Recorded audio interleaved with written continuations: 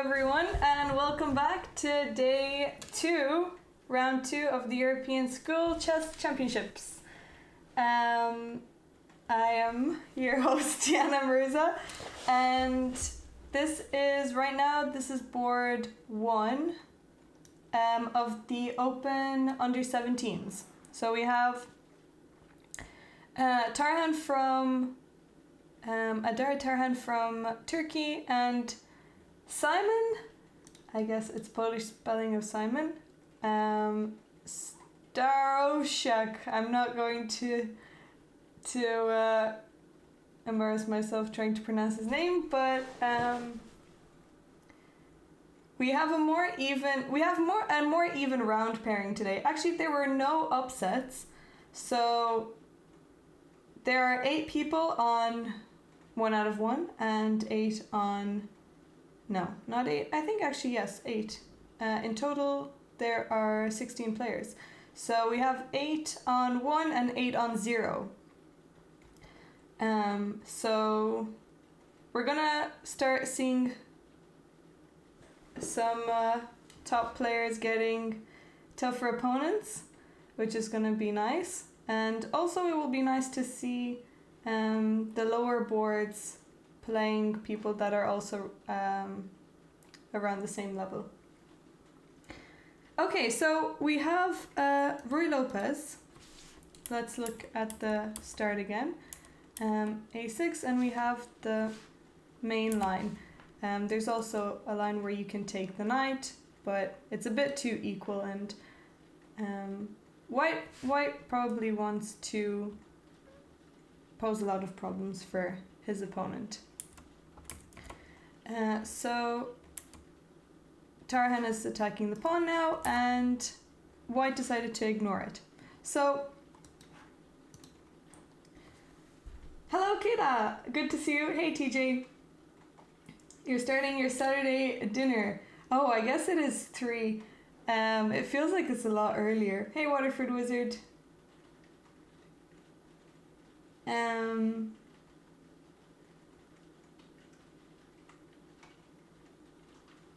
So if the knight does take the pawn, what would White play here? Why is it not a good idea to take this pawn? Hey Senti.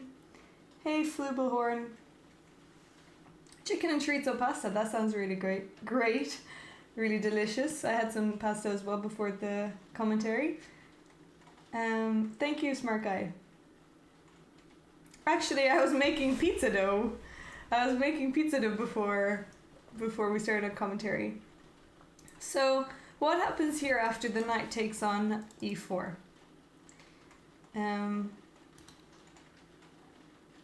Usually White replies with the strong d4, counterattacking in the center, and Black cannot take this pawn because then we have rook e1, and this pin is very annoying to deal with.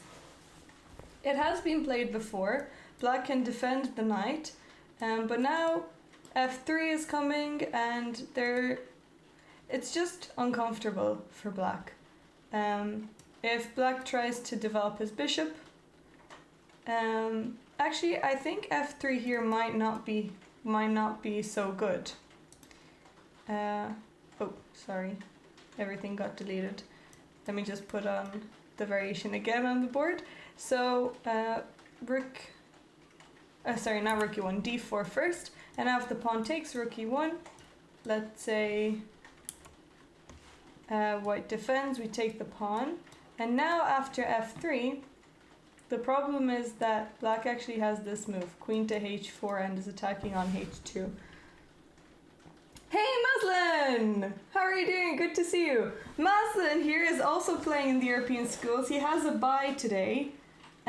He is playing in the under 11s, I think, or am I wrong? Maybe you're playing in the under 13s? Oh yeah, you're playing in the under 13, sorry, open 13, sorry. So Maslin is playing in the under 13s. How did your game go yesterday? How did you do? And what's it like playing in such a big tournament? Well, he's under supervision, so I think he's okay. It's really cool. I'm glad. I hope you're enjoying it and making lots of new friends.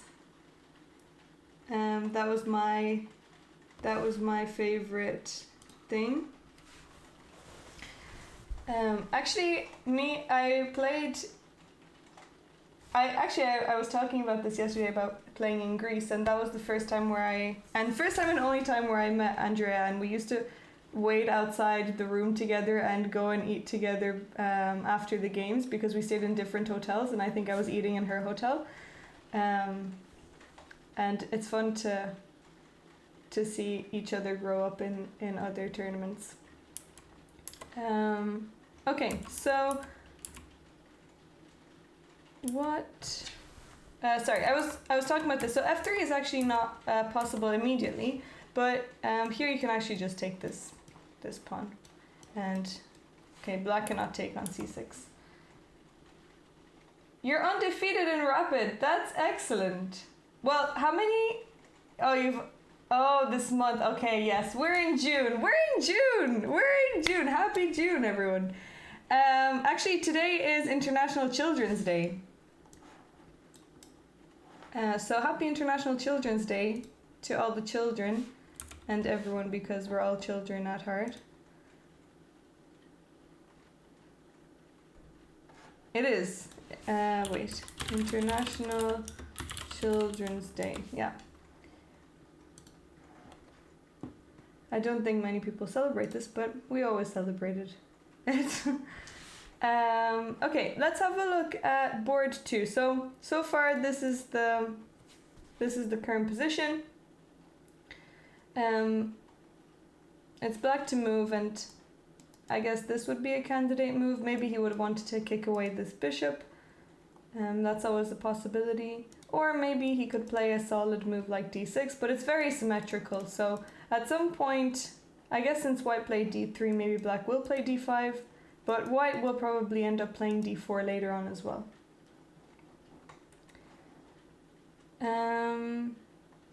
Okay. Let's see board 2.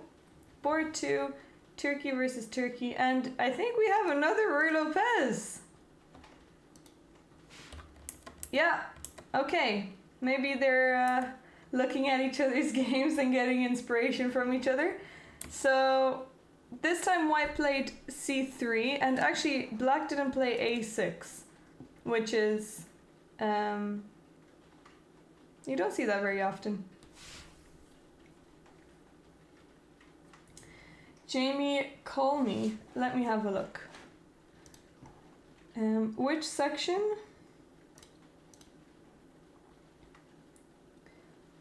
So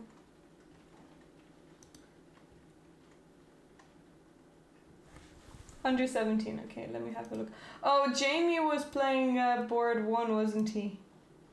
Or board he was playing one of the, he was playing board 3. Yeah, he was playing against Ben. He had a decent position, but he ended up losing. And Cornelius, let me have a look.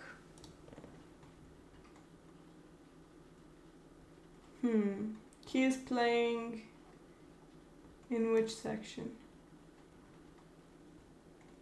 Is he playing in the same section? I cannot find him.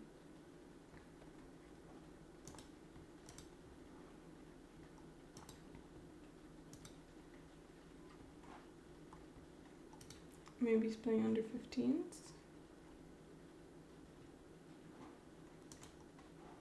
Oh, he's playing under 13, okay. Under 13 open, let me have a look.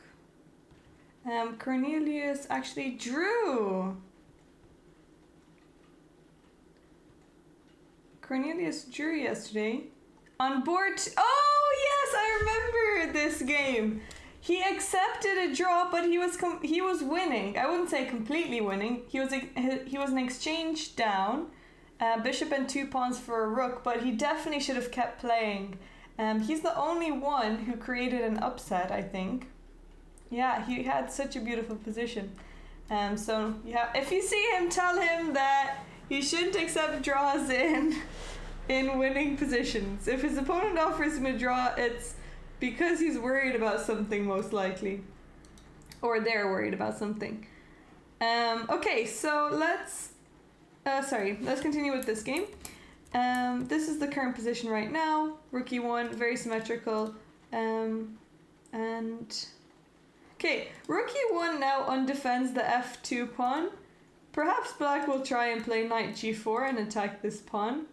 But then white can actually defend it with rook e2, so maybe knight g4 isn't very strong. Why the playing hall looks like a haunted house. I don't know why the color isn't working, but you can use your imagination. It's worse in person. The playing hall is worse in person. Worse in what way?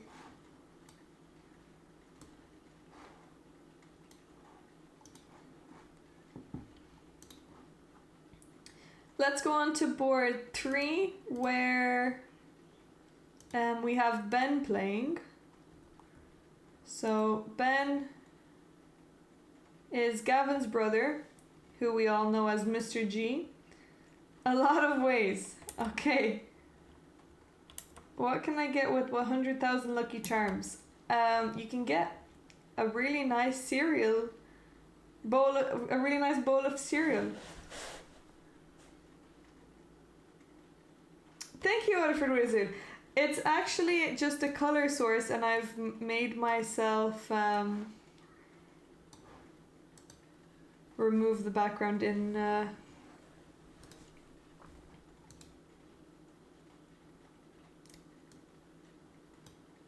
on like artificially, so there's not actually a green screen, but it looks like it, so I've got the illusion of a green screen. That's a big bowl, must cost a lot. Well, a lot of time has been put into you getting 100,000 lucky charms.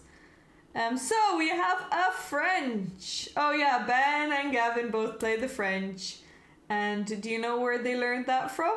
Who was their old coach? He is a darling.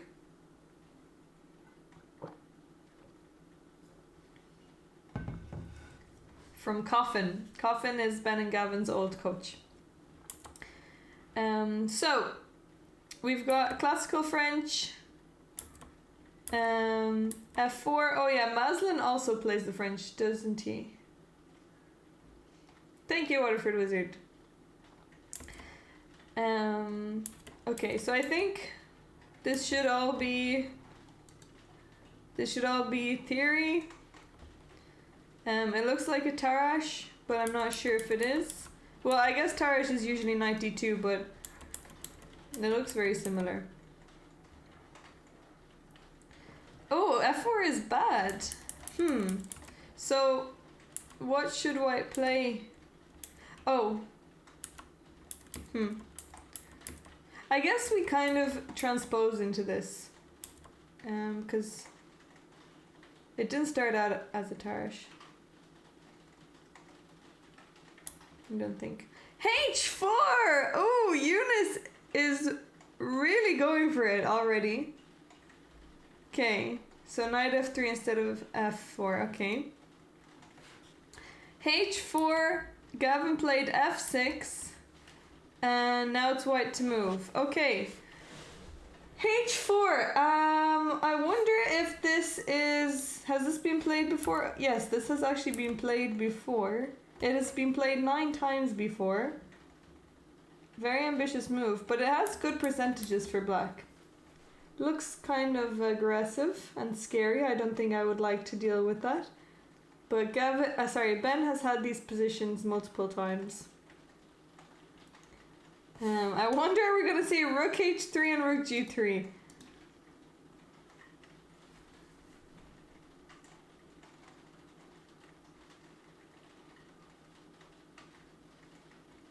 Oh, you've seen it before, Waterford Wizard.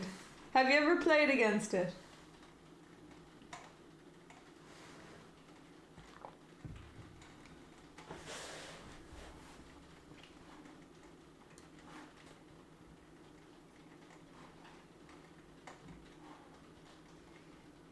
Not with the knights blocking the queen. I guess. I mean, these knights are important to defend the d4 pawn. But I'm not sure we're either... I don't think we're going to see either side castling in this game.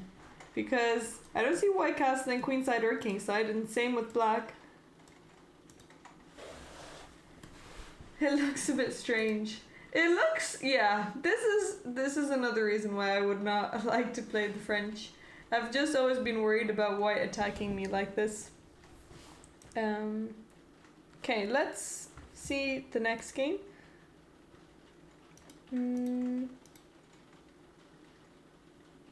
Okay. Here we have something different. And we have Romania versus Turkey. Let's go from the beginning. So we have d4 here instead. And I think this is the Catalan. It's still the best opening. Well, Waterford Wizard will agree with you on that. But I will keep to my non-French openings.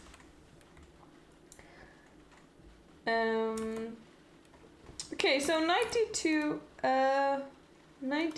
here after bishop b4 check. This doesn't seem like it's the main move. I think bishop d2 is the main move here. So bishop d2, and then black has to decide whether they're going to exchange the bishops. They'll probably just move the bishop back, and now we have... Then you'll later on bring your knight to c3. But the knight to d2 is...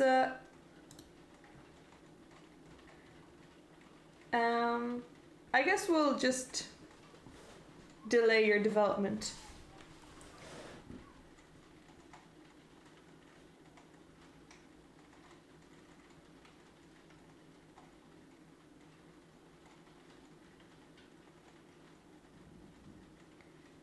No, what are you saying no to?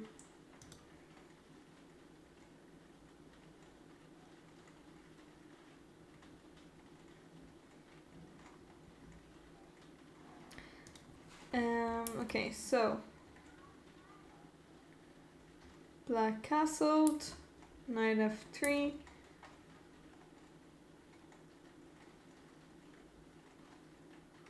Oh, no, it's...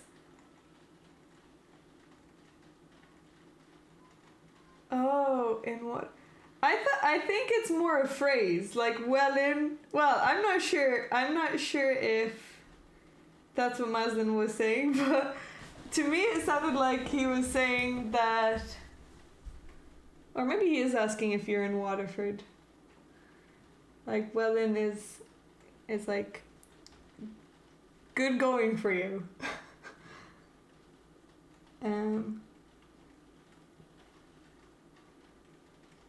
Because you both play the French.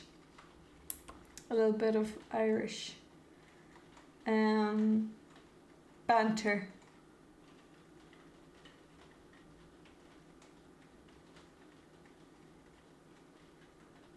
Yeah. Because... And I think it's also kind of a Limerick thing. In Limerick, we used to say well for how's it going?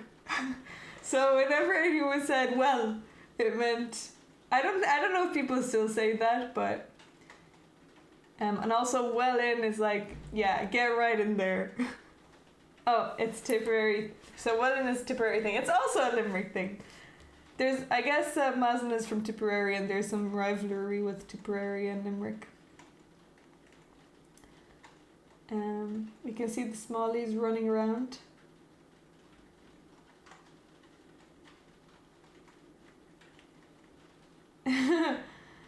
Your sister's birthday is on World Toilet Day! Wow. Well, at least you can... help her pick out a theme for her next birthday party. Okay, so D takes c4. I'm surprised to see this so early.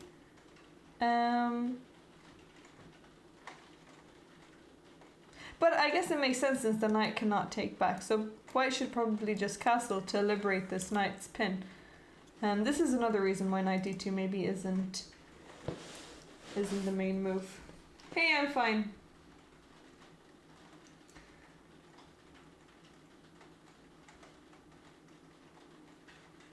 To take is a mistake. Yeah, here I'm not so sure about black taking. I think maybe just developing might be a little bit better to develop this bishop, but I think you can also take.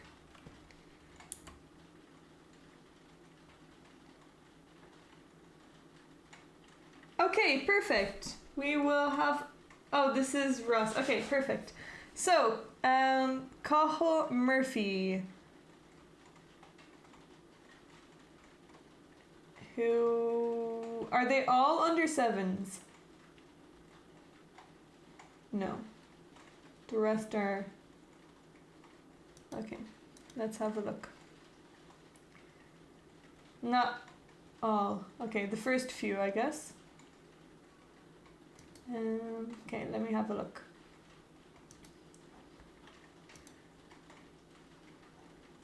So, oh, Cathal isn't under 7. Okay, so the first, let me have a look. Cathal is...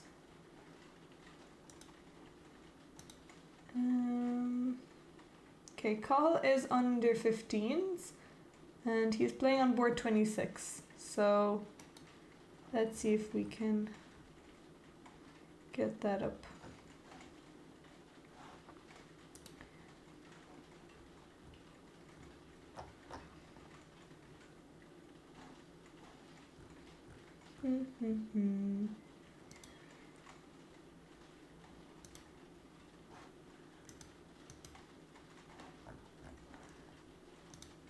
Okay, under 15s, and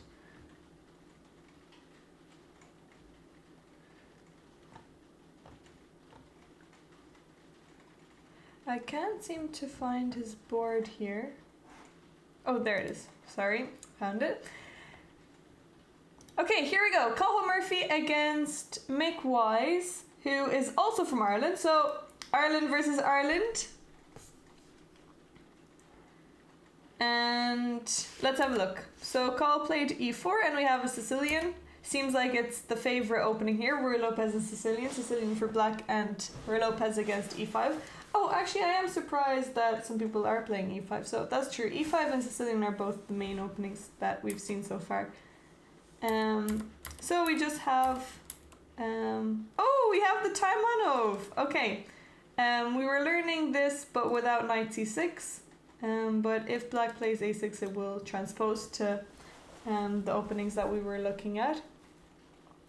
So this is like the French version of the Sicilian, and you often have tricks against this pawn on e4 because you're pinning the knight. And you can then play d5 later on as well. Okay, so white decided to trade knights. You want to take with the b pawn because you want to avoid maybe trading queens, but actually I don't think this is too bad for black because you can bring the king on c7. Although white does have bishop f4 here to stop the king going to c7, so maybe it is better to avoid that just because of bishop bishop f4. Your friends are fighting! Oh, okay. Maslow's friends are playing against each other. Hey, Kyol, how are you doing? Good to see you. Okay, so he took with the b pawn, and now you have another nice pawn defending the center, so you can push with d5, and you have the open b file for the rook. White developed and broke the pin, and now knight f6. So, the problem that black usually faces in this opening is when white plays e5 and attacks the knight. So, often you play something like queen c7 to control the square, or you could bring your knight to e7 and then prepare d5. But if you play knight f6 here, the annoying move that you're going to have to deal with is e5, and that's what white plays. So good move by Cahill here. And now the d6 square is not pleasant for black. And we have a really nice entry point for the white knight if black allows it. But now the problem is when you play d5, white can just take en passant and c6 will be left isolated. So that won't be good. Instead of knight f6, Mick should have maybe developed the knight to e7 or maybe queen c7. Some furniture, venue, breakfast. Oh! What is for breakfast?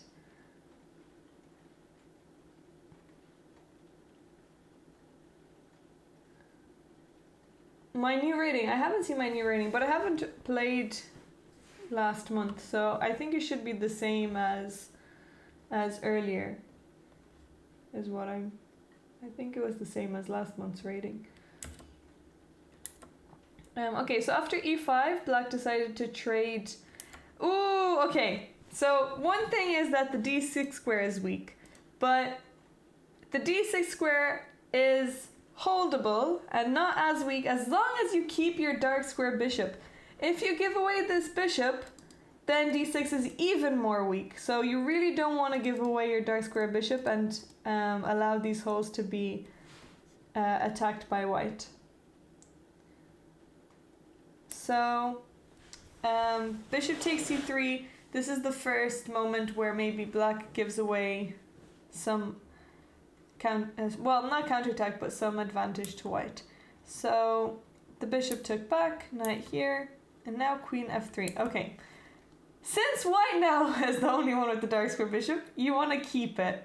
You don't want to give it away. So bishop d4 is important here. You can also play bishop b4, I guess, but bishop b4 is going to come. Oh yeah, black has this nice double attack, so you don't want to play bishop b4. But you can play bishop d4 and then bring it back to e3 if it's attacked like this. You can just go back to e3. And white has the bishop here, so you don't want to give that away after you've already gotten it.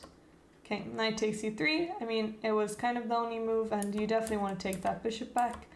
And now it looks like black might be able to save himself. Well, not save himself. He's not in a he doesn't have a bad position, but it was looking like it could go not so great. And f6 here is an excellent move from Mick. Really great move. Trying to get rid of this e5 pawn, which is the most annoying thing to deal with in black's position. So bishop c4. Okay, bishop c4 is also a nice try. Setting up a trap here. But black can also just take on e5. And the problem is that after this, black can just play king h8. And white's king is still in the center.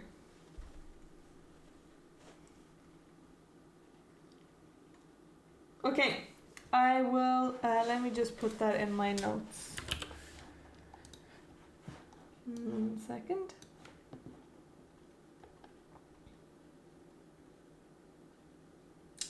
Burned bacon. Burnt bacon is the best kind of bacon. It's better than not being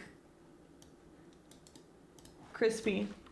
Okay, so I'm just writing down the names that we're gonna have a look at.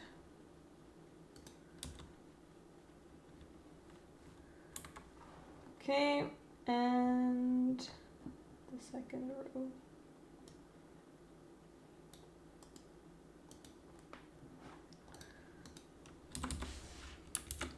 Okay. There we go.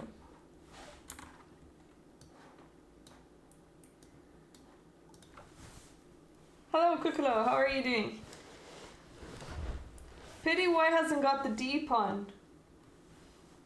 Well, actually, white now having the D pawn is a good thing because now he can control the D file with the rook, and if the D pawn was there, I guess it would be good for it to defend the pawn on E5, but having control of the D file is maybe even better.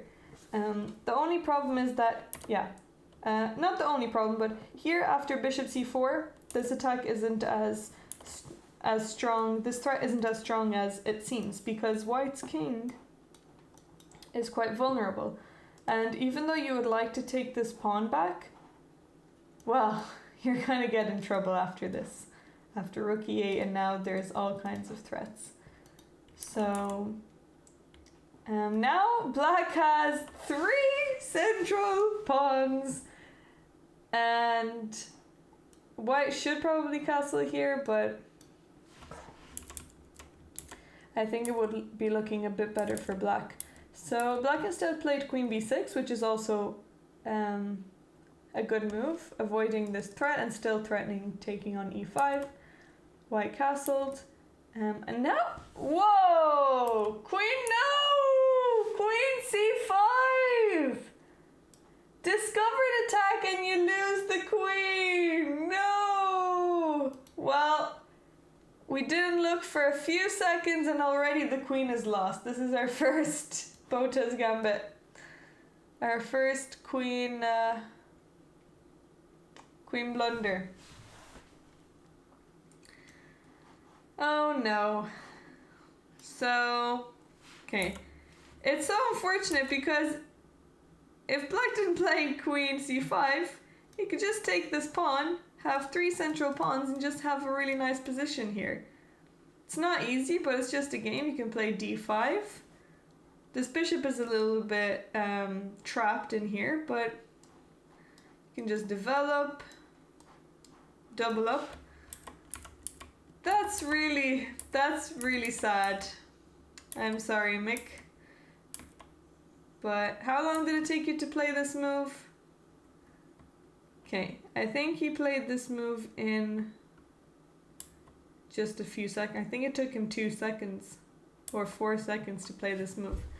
This is why you always want to look out for forcing moves, checks, captures, and threats. Hey, Jeffrey. Queen c5, now bishop takes. Well, at least it's an early loss, and you can rest for the rest of the day. But white has an easy game from here. It's just an extra queen up. So, hard luck.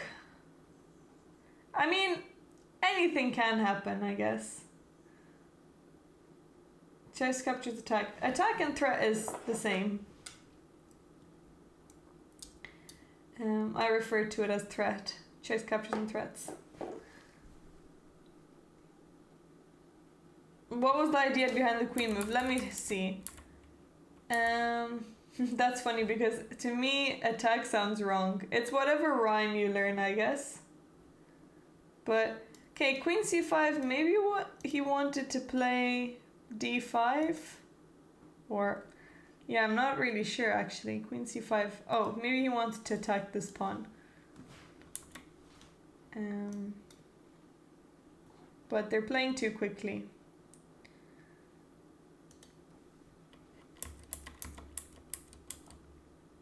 Okay, white is just trading everything. Black is trying to play on, but there's not much to play on for. Okay, let's look at Jakob's game. And let me just double check which board he is. And which section. Jakob is playing...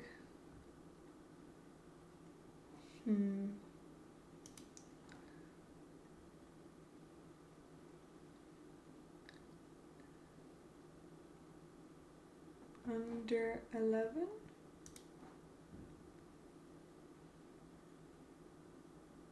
Or why can't I find it?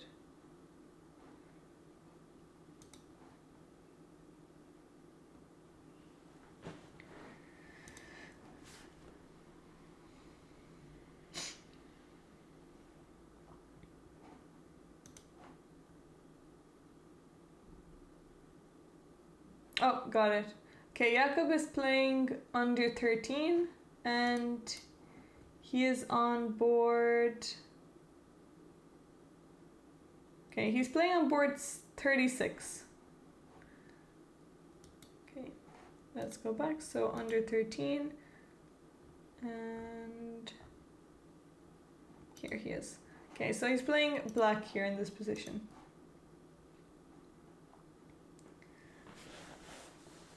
Can we please see Kian? Okay, Kian, what is his second name? You can we can look at it after this game. So, Jakob is playing against Jared here, who is I think Jared is the top seed or second. Okay, he's the second seed, and he drew against Cornelius yesterday. Yeah, when he was losing. So he offered a draw, and his opponent accepted. So, okay, we have a double fianchetto from Jakob. Nice, very nice. White is taking up some center, but actually black has a nice position here. C5, okay. Usually you want to keep the tension in the center, but maybe c5 here makes sense because of this fork, and also you can maybe already start to attack on the queen side. Okay, c6 not allowing the fork, and this is the current position. So rook e8 is threatening e5.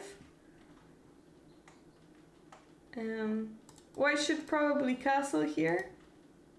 e5 is already protected, yeah, so white has castled.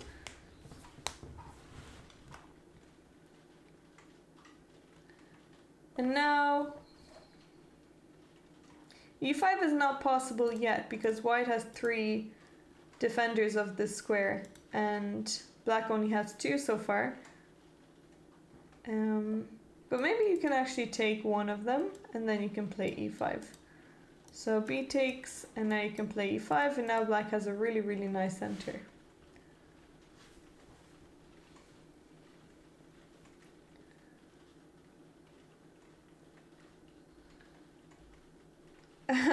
Okay, Kaijudo, I'm glad we're on the same page.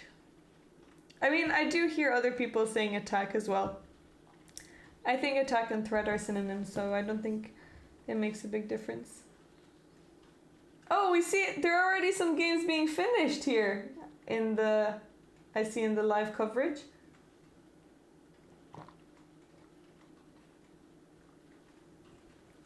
Negrella's running frantically to get to her board.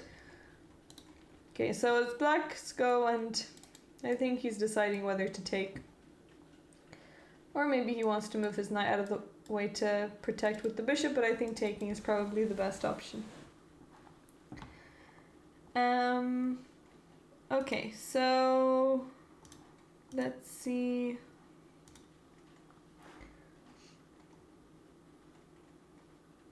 You wanted to look at Kian's game. Let me see where that is.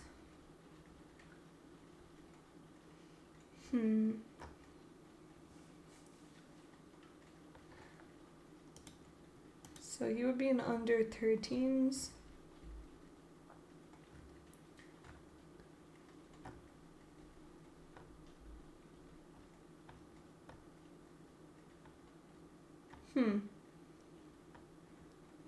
I can't find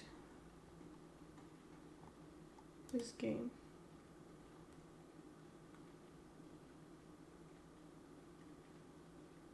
Kian Ward. Oh, there it is. Okay, so Kian has the black pieces.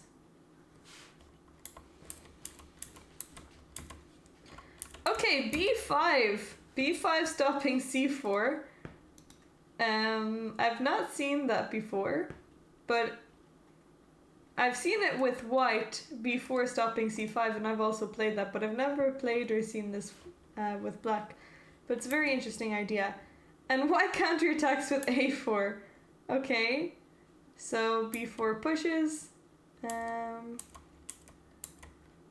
And now you can just take it en passant, and you've got what you've wanted. You've removed the pawn from the c file, and now you've opened up the b file as well.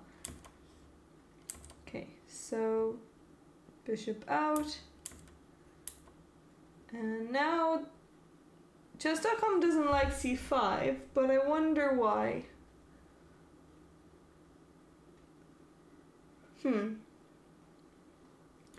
Okay, there are some tactics here. I guess after you take and the bishop takes, now white has a nice move.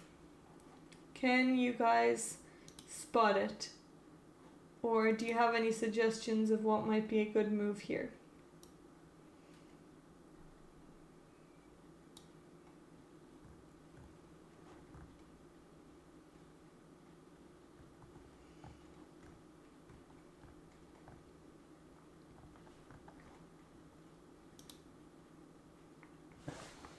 What can black play? Sorry, white. What can white play?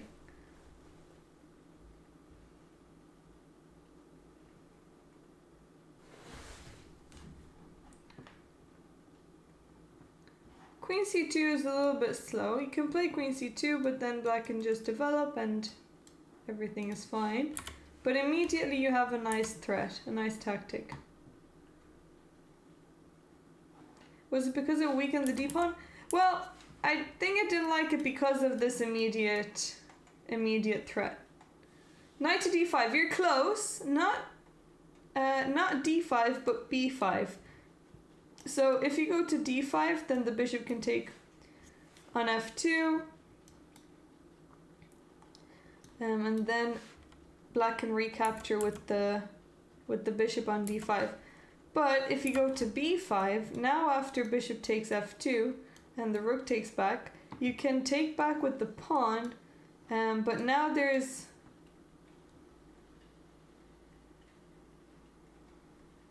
Why is bishop c7? Oh, I mean, I think the main thing is that you lose the b pawn.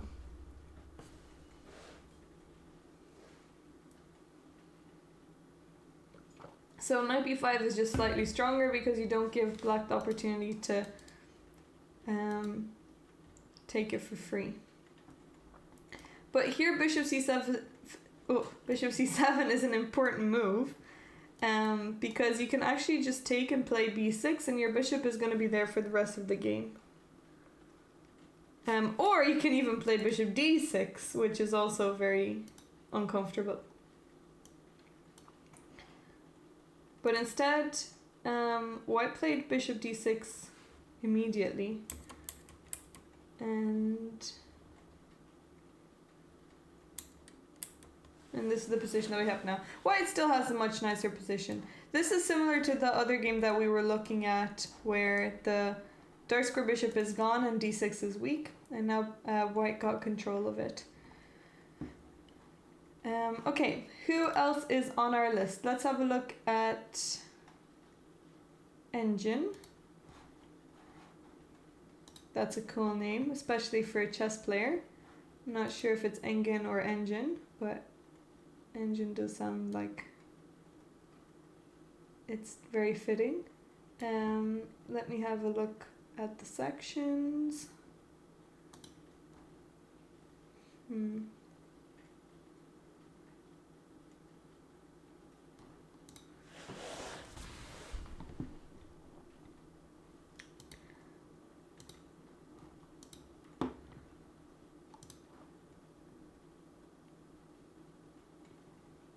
Okay, if I find him, that would be great.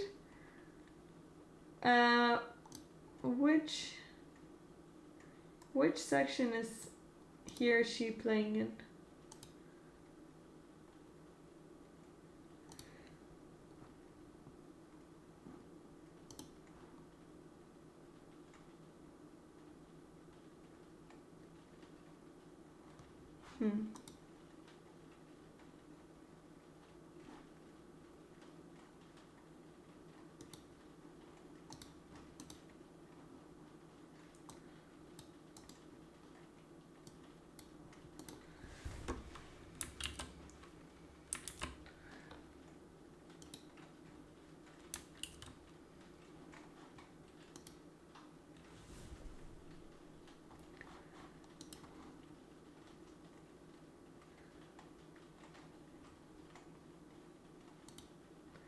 Okay, let me look for...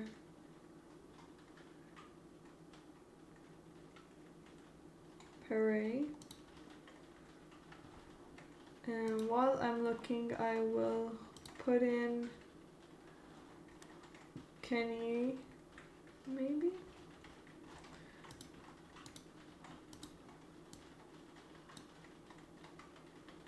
Oh, we have a lot of games over already.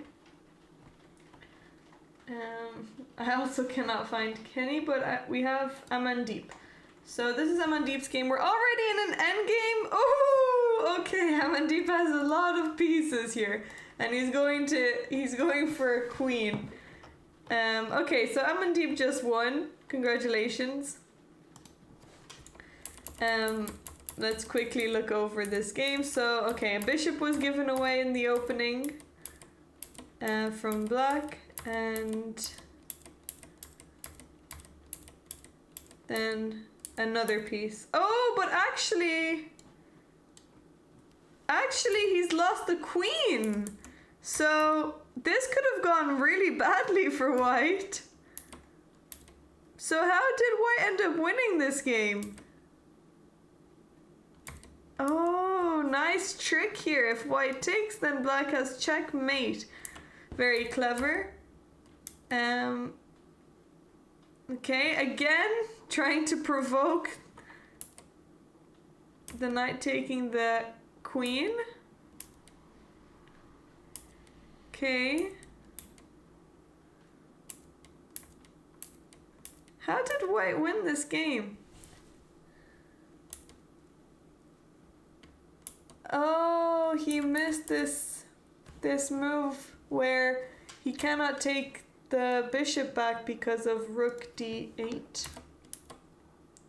Okay, so white got some material back, but it's still looking like it's much better for black. And here, okay, queen c8 is a little bit passive. You cannot take here because the bishop is actually controlling e8, which is annoying. So many back rank threats. Maybe you can play queen g5 and be a bit more active with the queen.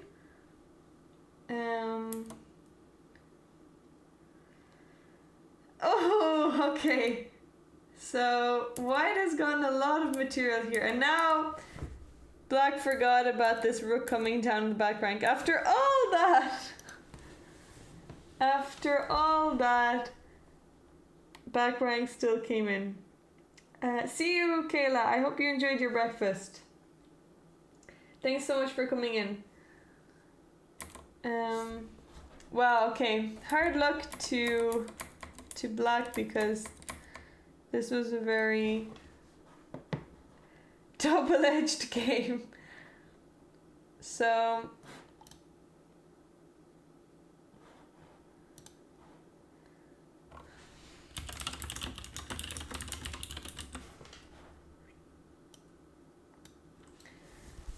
okay, let me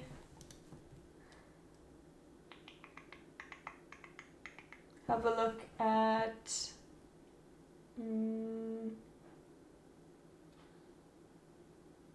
Razvan George, who is, let me see which section he's playing in.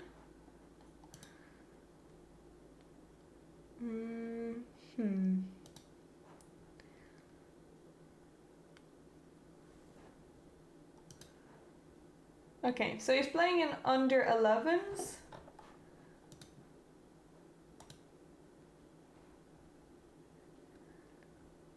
We also have.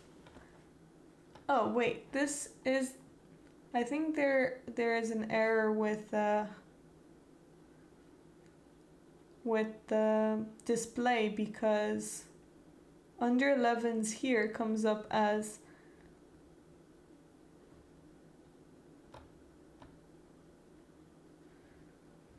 Yeah, Rizvan's game apparently is not being broadcast, but I'm not sure why. A lot of the games are not coming up.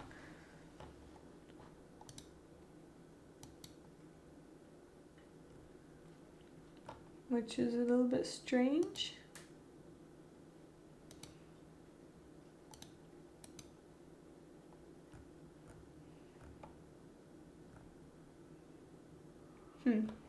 Okay, so we can move on.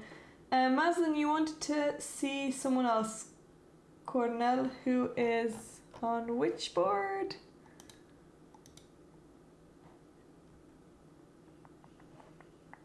Oh, okay, let's have a look at Lukin's game for a second, because this is very similar to the position that he had yesterday against his opponent. He had a really nice kingside attack, and there was a weak G2 square.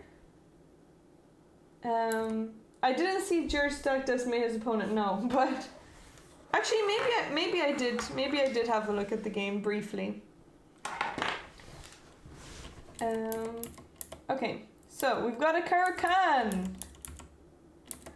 We've got a Caro-Kann, and this is... Wait.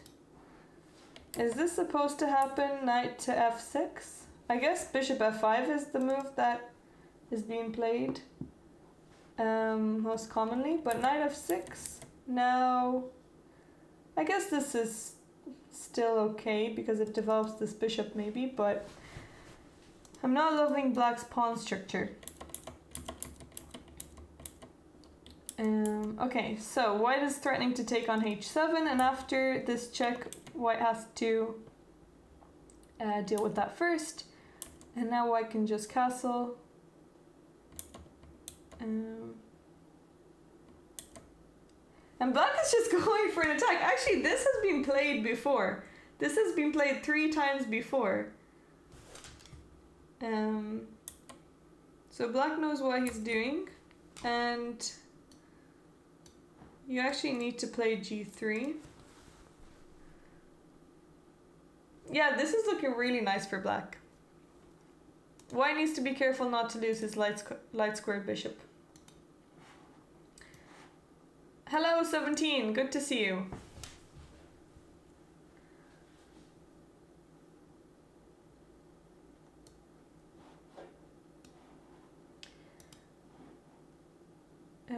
Okay, so who else is on our list? Liam Moran. Let's find Liam.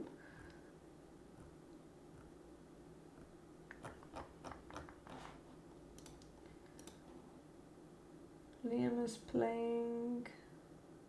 Okay, so Liam is playing under 11s as well. Oh no, all the under 11 boards are not working for some reason. Maybe someone, if anyone from the tournament is over there, maybe they can troubleshoot what's going on, why they're not coming up. But a lot of the under 11 boards are not broadcasted. Maybe there's some error with the live boards, or maybe it's from chess.com side. I'm not 100% sure.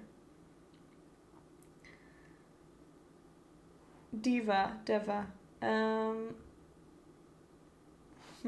Which is he playing under 11s as well? If you mean Devine, his game isn't coming up. But Deva or Divine, I'm not 100% sure how to pronounce his name. Under 11. You mean Daniel? Or who?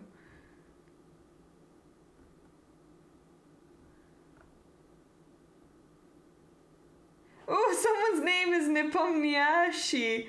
That's crazy. We've got a Nepomniachtchi in the tournament. I cannot find Deva.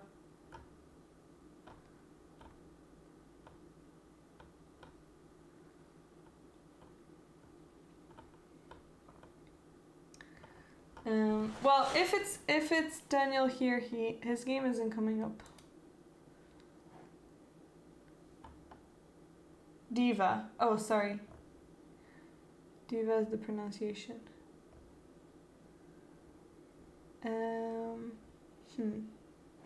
No, I cannot find. Cannot find them. Oh, I see them on chess results. Sorry, Diva. I see them on chess results. But I don't see them on the live boards.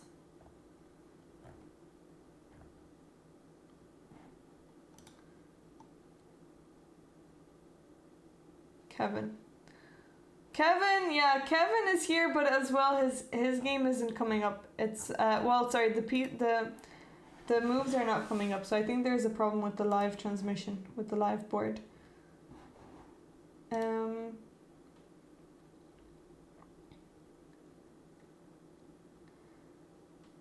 Okay, let's also have a look at if we can find Bacharji.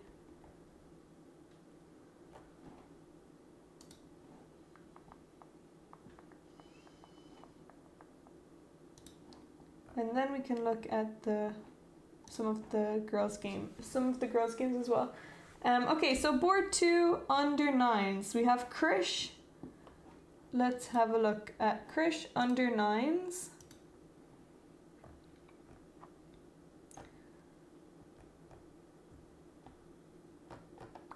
Okay, here he is. Okay, so he's playing with the black pieces. So let's have a look. E4, E5, and now we've got an Italian, Gioco Piano, and black decided to take the pawn here. White pushed with E5, and now black counterattacked in the center with D5. Very nice. So you know Krish as well, Maslin. Okay. So bishop B5, threatening to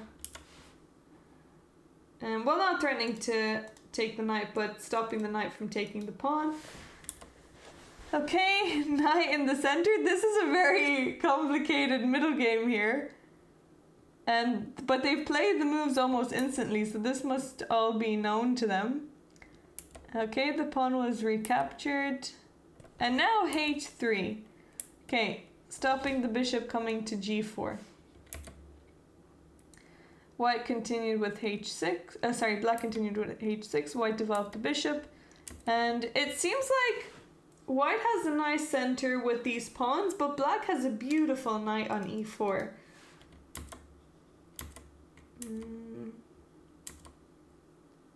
Okay. Some nice discovered attack threats coming. Queen moved out of the way, and black decided to take the knight. I think taking the bishop here is a little bit better just because the bishop was doing more than the knight is doing. And it's good to keep the bishop pair most of the time.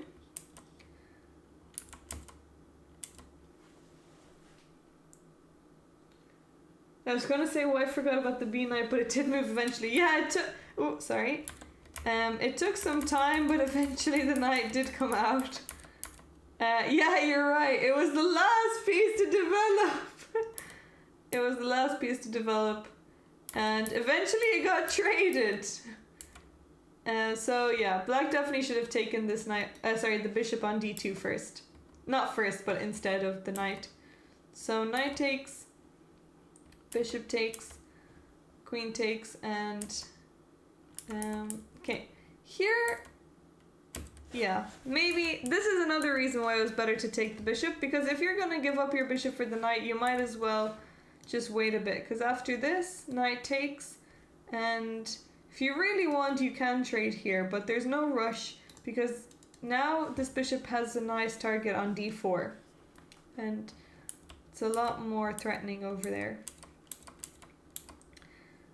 If you trade it, so earlier in the position, white had two really nice central pawns, but black had the strong knight on E4. Now that the knight is gone, white is left with the white is the only one that is left with the center advantage. So black has lost his great knight, but white hasn't lost their great pawns. So, oh, white decided to also exchange bishops. It seems like we're allergic to the bishops here in this tournament. But okay, it makes sense because white wants to create this annoying pawn structure. Although, okay, e6. Oh, okay, nice threat here. E6 and then threatening knight E5. And you can win back the pawn. Okay.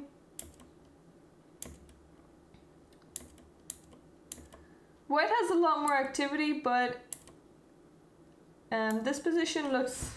material is equal. White has better rooks, but if you can just maybe play something like this, get the rooks exchanged. So C6 to just allow your pieces to breathe a little bit more. You can't play this rook because now C6 is hanging, since white has two attackers. Maybe you can also play A5 as well later. So this is the position right now.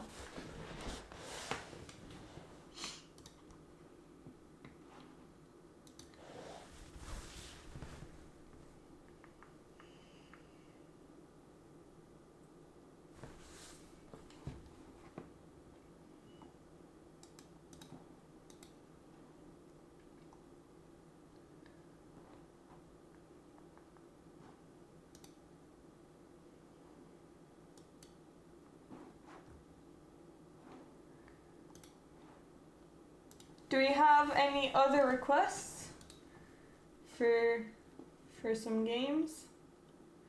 Let's look at the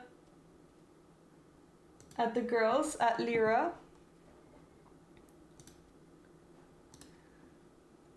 Okay, so let's start with girls sevens. Okay, we have a nice king and pawn in game here. Very Black has an hour and 25 minutes to win this. So you can choose whether to push this one or this one and then end up pushing the other one.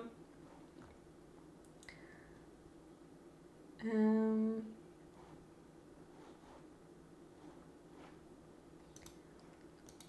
the under nines, everyone is still playing.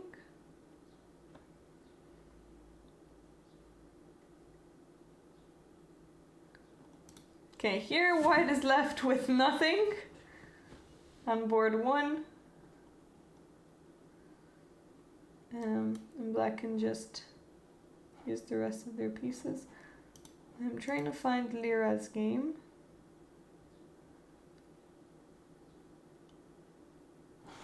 Let me just look on chess results.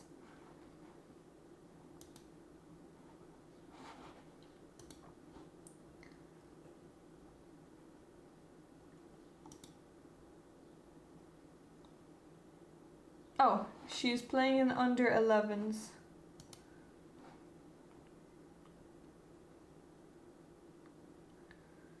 But I cannot find her.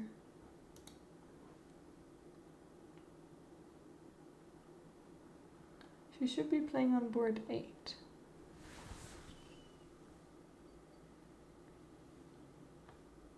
Oh, here she is. Sorry. I missed it. Okay, let's have a look. So, we've got queen's pawn, changing things up. Jamie's game. Okay, we will have a look at Jamie's game after this.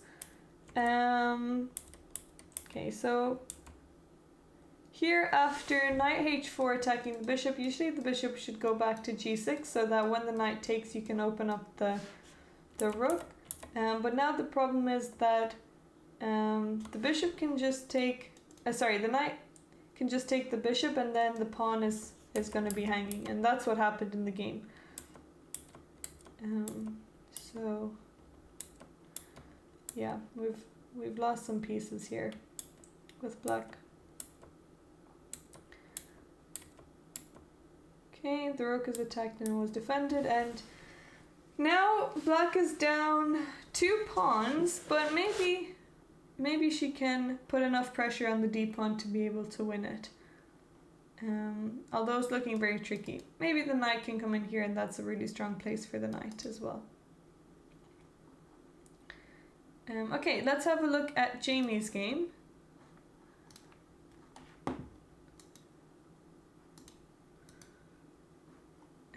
is playing under 17s. Here we go. Jamie Conley. Let's have a look from the beginning. Okay, another Sicilian. We've traded off bishops very quickly. Okay, so I guess he prefers playing a more closed Sicilian. And he traded off that light square bishop, so now these pawns aren't going to annoy his bishop later on. And d4 getting back the center control. Okay, f3, wanting to bring the bishop to e3. This has been played before. All good. And now queen d3 is an interesting choice. Queen d2 would be more in line with the piece development, with the bishop on e2 to try and exchange that dark square bishop. And queen e3 can maybe face some problems with the knight on e5. So it's still a nice square for the queen. I just think, yeah, it can be attacked, which is what happened. And now black's knight is on a nice square, although you can maybe kick it away with f4 as well. So rook came out, and now b3 defending the pawn. Okay, rook c1. Now the queen eventually came to d2, where it seems like it should be. And white has a nice position here. The center control is very strong, and also this pawn on d6 is quite weak. White can put a lot of pressure. Okay, so c5 here was just played. And I'm not so sure about this move. Instead, white should probably just castle, bring the rook to d1, and just continue to put pressure on this pawn, paired with the bishop. Eventually c5 can come, but there's no rush. You can also play knight to c5, not now, but if you've doubled up and put pressure on this queen. But if you play c5, the problem is that now you've given up control of the d5 square. So now black can play d5, and that's what you wanted to avoid the whole time. So c5 relieves black of some of the pressure. And now it's black's turn, and he needs to calculate what he does against this move. White is immediately threatening to take the pawn, so d5 seems like a very natural move to play. So it's still not clear what will happen, but after d5, now white should probably play e5 and keep the center closed, and now the position has gotten a lot more complicated. It's really not clear what white's plan is. Usually with a pawn so advanced down the board in your opponent's territory, you would want to attack the king, but since you haven't castled, I guess the center is closed, so maybe you could, but this pawn can still create some damage if the center opens, or provoke the center to open. So yeah, this was an important moment. c5 maybe wasn't the best idea. Just castling would have been better.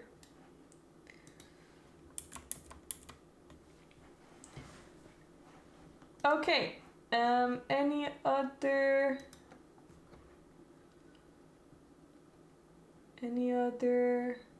games that we would like to look at? Cornell, which board is he playing on?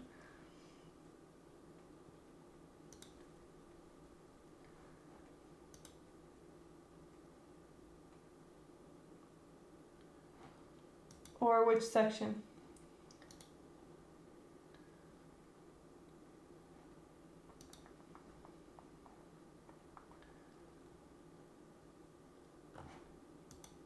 Under 13, okay. Let me have a look.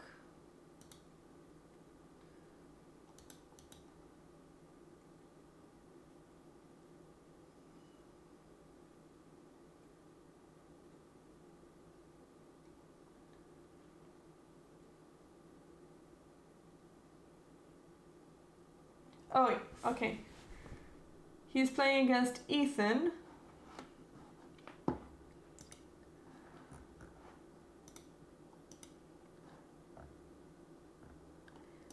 Here we go.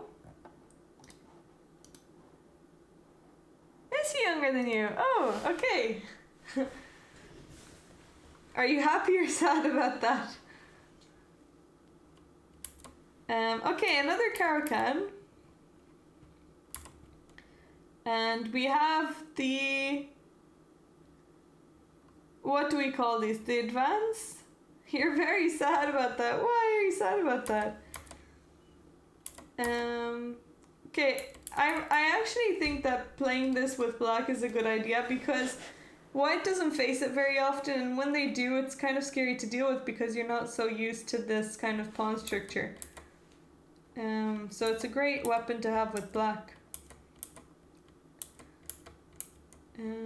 Okay, so I think the opening is very normal. Caracan is terrible compared to French. I don't know about that. I would disagree. Maybe here black didn't need to capture on b4 so quickly and undouble white's pawns. What about just castling? I guess he didn't want to allow b5 maybe, but I think castling is okay. Okay, let's see. Oh, okay. Well, yes, we do want to take... I got excited because I see that X-clam, but you definitely want to take the bishop, and now you have the bishop pair. So first time I'm seeing non-allergies to the bishops. Okay, rooks are traded, and now the queen moved back to e3, which I'm not 100% sure about, because your queen is fine here.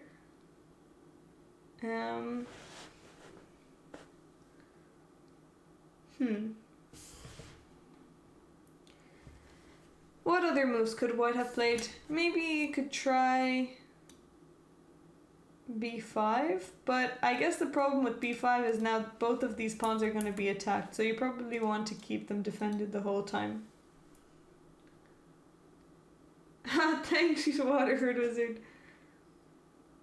Although they're getting much stronger, so I don't know how safe they're going to be in my hands. Even the youngest.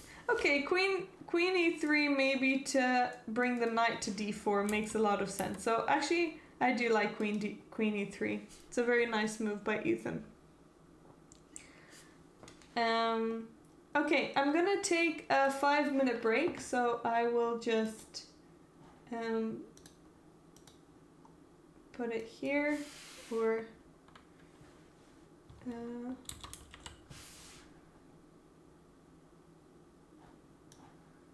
okay.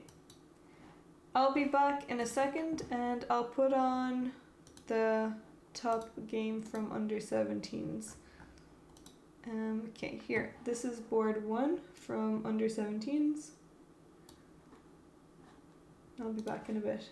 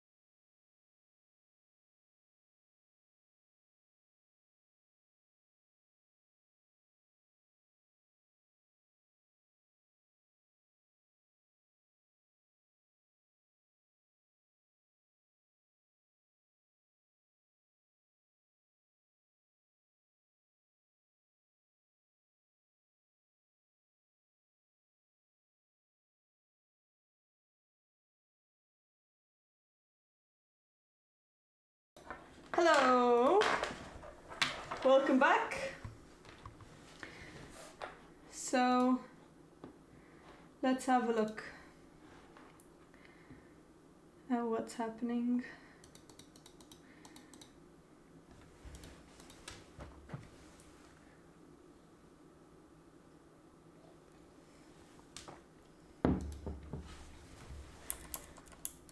Okay, so this game is actually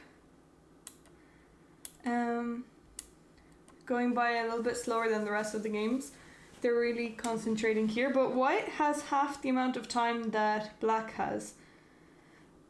So he's gonna need to start speeding up soon, otherwise he's gonna get into really bad time pressure.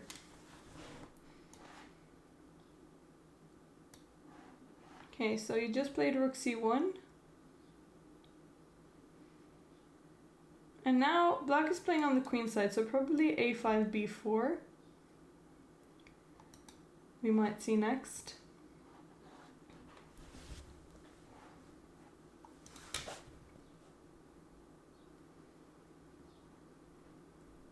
Okay.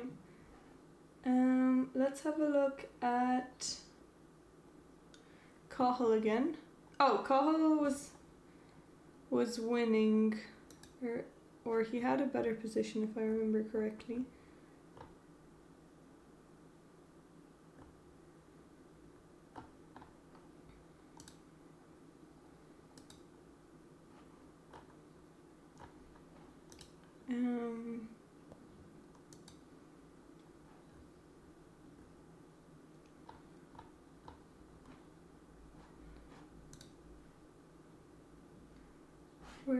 Which section is Cahill playing in again?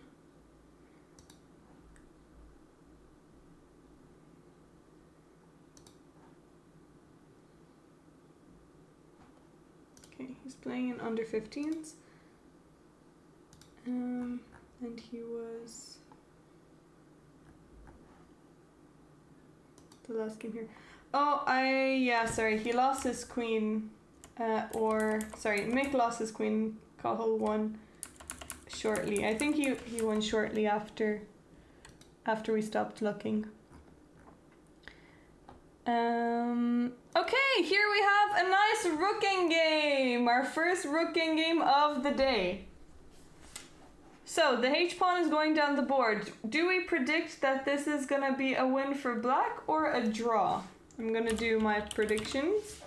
So you can predict your channel points. Will this be a draw, yes or no? And I'll put in 5 minutes for the prediction. Will black win or will it be a draw? Oh! I guess I only said will this be a draw, yes or no, but if white can also maybe try and win. You think black will win, Mazen? Okay, so you can bet your channel points there. You can predict your channel points.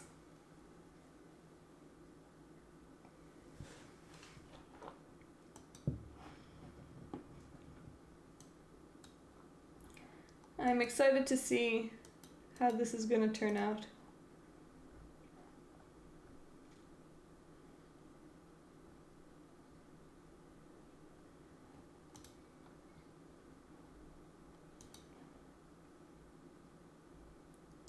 Oh, okay. Channel points. So they're actually called Lucky Charms in this channel. But you can trade them later on you can trade them in for other things like playing against me or choosing an arena or making me wear a hat. But I will try and put in some other features. So, will black actually win this game? How is that pawn going to be stopped?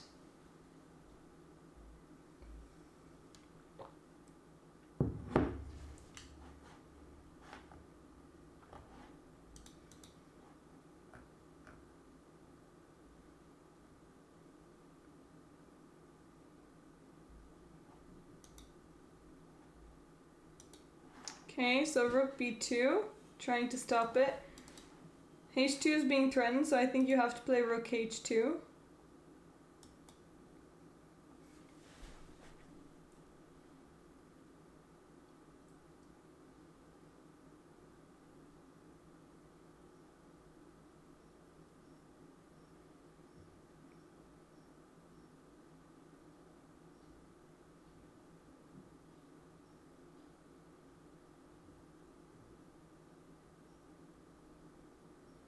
Yeah, that's true. The rook has been really passive. But if we go back here, if we just play rook b3 and we don't let the pawn to push, and now if the rook goes here, you can play rook h3. I guess this is the same position, but we've just lost a move now. Now it's a little bit different because the rook can also come into h4 and maybe create some problems here, and also then start pushing this pawn.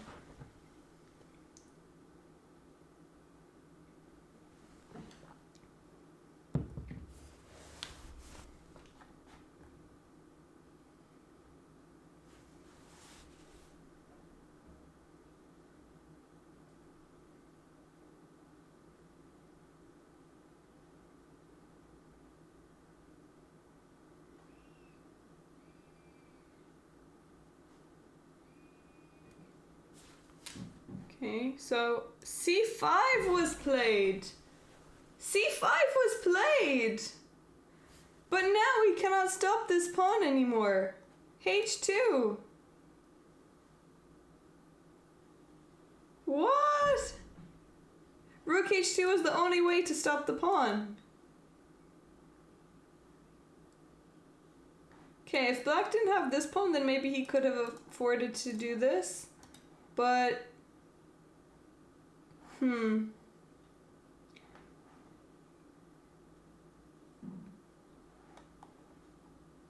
don't know why he didn't play rook h2.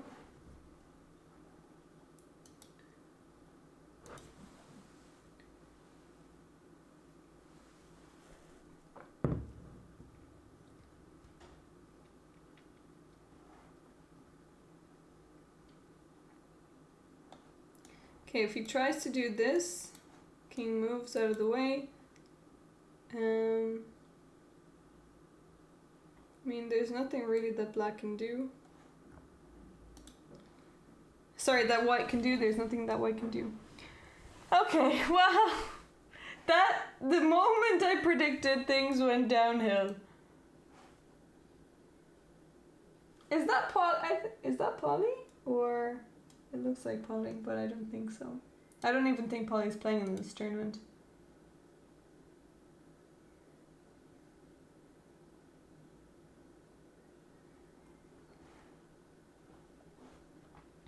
Okay, let's have a look at Lara's game. So she's playing in the under 17 girls. Okay. Let's see from the beginning. So she played e4. Her opponent played the Sicilian, and okay, she got a nice position out of the opening. She has some nice center control, but now black also has some nice center control also, so f3 is important to not allow e4. King moved out of the way. Okay, now bishop g1. Okay, and this is the position that we have right now. Well, black will probably want to try and play e4 maybe, or try and move this bishop out of the way and then play g5. But it will be a little bit slower than white's queenside attack.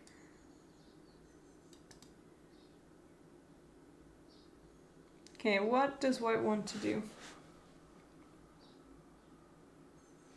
Well, if c5 can be played safely, then that would be great, but that is very unlikely to happen.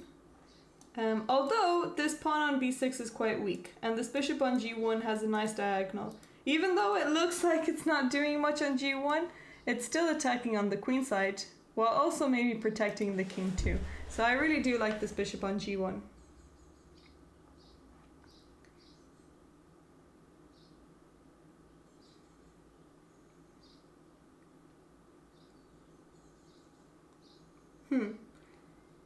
Maybe...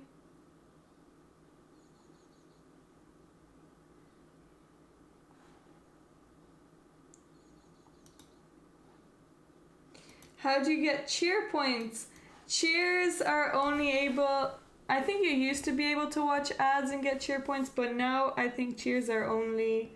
you're only able to get them by paying for them. Also, we have some interviews, so maybe I can try and show you guys the interview from yesterday. Let me bring that up, and you can see some non-live content. Some pre-recorded. So, okay, just give me a second. I'm going to bring that up. Let me just download it.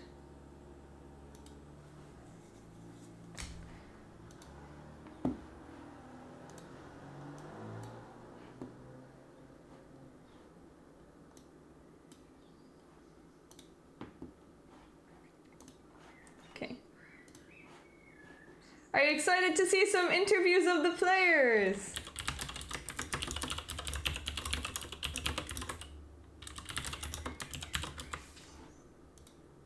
Yeah, woo! So, let's have a look.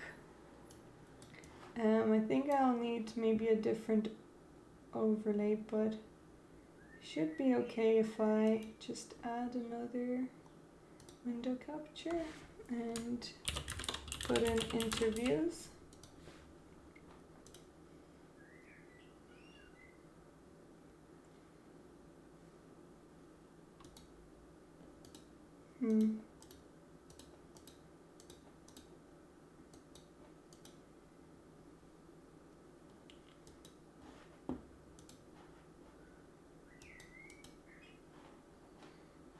How do I do that?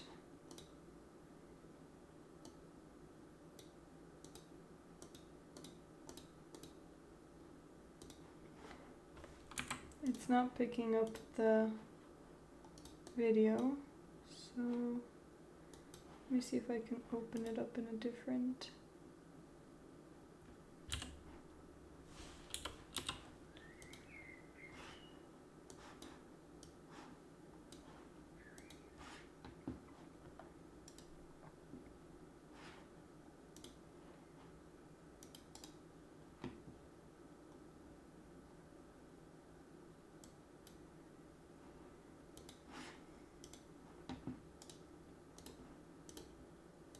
Okay, here we go. Here is a live interview with, wait, let me just get the names right. So Ross is the interviewer who I always battled against in the Irish chess scene. And we have young Advik Kumar, who is playing...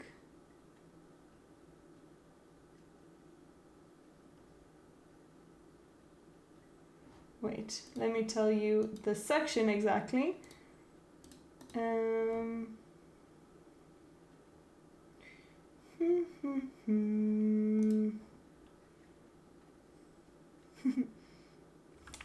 I will get it. Oh, okay, so he's playing in the under 9s open. So let's have a look at the first interview that we're gonna watch. We've got 2 interviews today. Here we go. This was taken yesterday. Hello everyone, I'm here with Advik from, where are you from? I represent Ireland, but I was born in India. Oh, very nice. And which section are you playing in, Advik? I am playing in under 9s. Lovely. So what do you think of the venue? Are you a fan? Do you like University London? It's okay. I had to get here, so it's really far away from where I live, so I have to travel like 3 counties. Where do you live? I live in Carlow. Ah, lovely. That's a good spot. Yeah. So Good you spot. won your game. Yes. So you're feeling happy. Lovely. Could you He talk us won, through that's the story great. of your game? So what sort of happened? So at first I was playing just like the usual opening. Then Which is what's your usual name?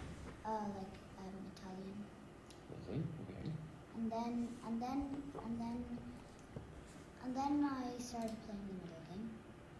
That went alright. I did open up his game a little bit. So you opened up on the king side. Yes. Yeah, and also at the end,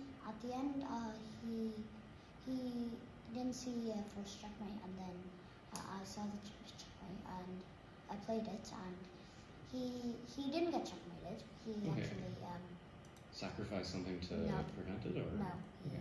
ran out of time. Oh.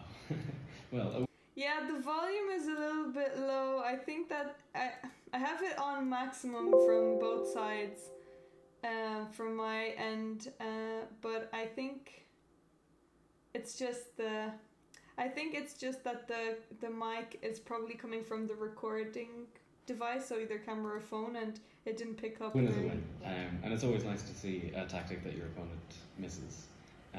I don't think that mic is plugged in, the one behind it. So what is it that you enjoy about playing chess? I like chess because I've been playing it for a very long time right now. So I just used it. When did you start? How long have you been playing? Like 3 years ago. Look, and what inspired you to start? I just started playing casually, and then Just kept going. Yeah, that's pretty reasonable. Is this your first international tournament? Or no, have you been to I've one? gone to more tournaments before. Where else have you gone? I've gone to lots of tournaments in Dublin. Also some. So So this is like international tournament with loads of No, different countries I'm participating? not doing that. Oh, Like lovely. international, I'm not doing. Okay. But you've been to loads of the Irish, like the weekenders Yeah. and things like this. Lovely. Okay. So it's pre-move one. So you sit down at the board, your opponent's there, but you can't start the clock. What are you thinking about? What's going through your head? Basically, I just wait for him to move if I'm black, and then I see what's going on from there. Or if it's my move, I just play my normal things. I observe what he's playing. Yeah, that's fair enough. But what about like before the opening? Are you thinking about anything about the game or anything about the surroundings? No, Are you I'm just trying to waiting. suss out your opponent? Or I'm just trying to wait to start the game. that's a very good attitude. Okay, so I got one more question for you, Advik. When you're playing the games, do you like to walk around and check out other games, or do you just walk around for the exercise and then focus on your own game? I focus on my own game first, and then I start walking around.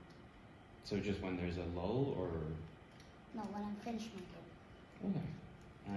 Well, it's been a pleasure talking to you, Advik, and best of luck in the rest of the tournament. And Thanks. good luck. Okay, our first interview of the day. We have another one after, which we'll watch maybe a little bit later. But great interview. I really enjoyed that.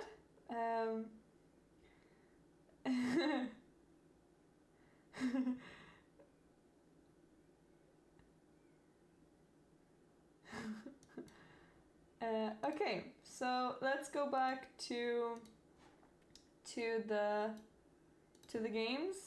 I'll just let them know to keep it coming.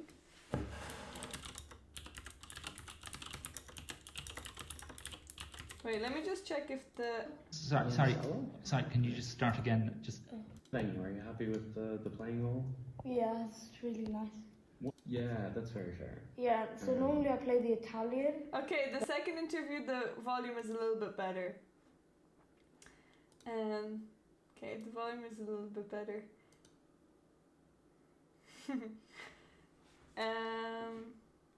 Wait, maybe I'm a little bit quiet now because I turned down my volume, but let me know if you can hear me well enough.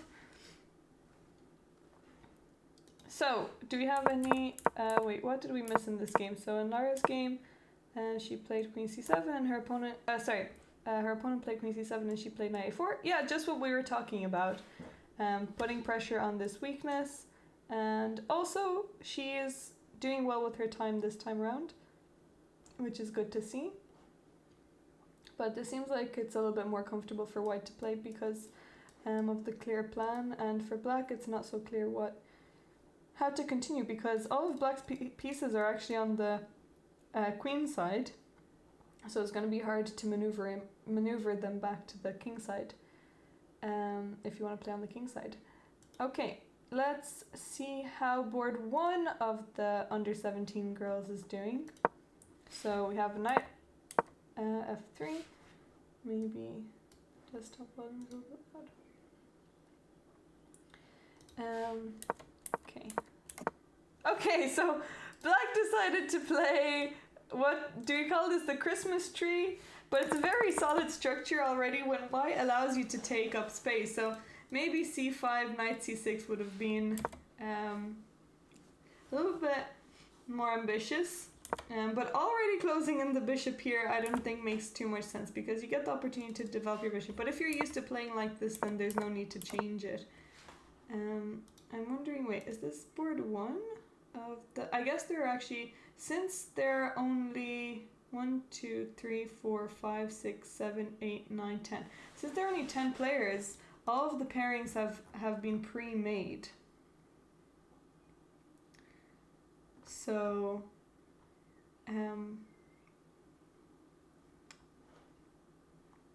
white or black is not actually... it's not the top... they're not the top seeds. So... okay, we have a stone wall situation going. And I'm not really sure what to call this, but it looks like a Catalan and London mixed together. Okay, so we have some trades already, and okay, very closed center. Oh, wait. So after b6, c6 is kind of a weakness, but then b5 comes in, and now it's even more closed, and these light square bishops are going to have the time of their life in this position with these lovely light squared pawns. And so many more trades. Well, I don't like blocking in the light square bishop. Yeah, I don't love it either, but this is the nature of the stone wall, or in the Dutch as well, and usually the idea is that you go around this way. So maybe the bishop can come back to life on this side, but you're gonna need to maybe sacrifice a pawn or something. Number one reason why I won't touch the French.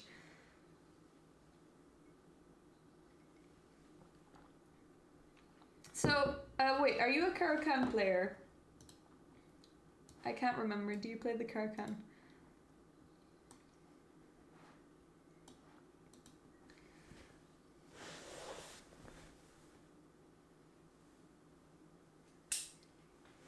Caught out on a lie. Yeah, he was caught out on a lie. When Ross asked him, has he played many other international tournaments, he quickly said, yes, I've played many other tournaments. But actually, I think he's only played in Ireland. But he's still at the start of his career, so he'll be playing many other tournaments. White should probably look to play f3 before the bishop gets to g6. That's true. Well, do you want to play f3? It seems like maybe you might want to play... well, I don't know if you want to play e3, but I don't think you want to allow black to play e3 and have this bishop open. And if you play f3, I'm sure black will be happy to take it.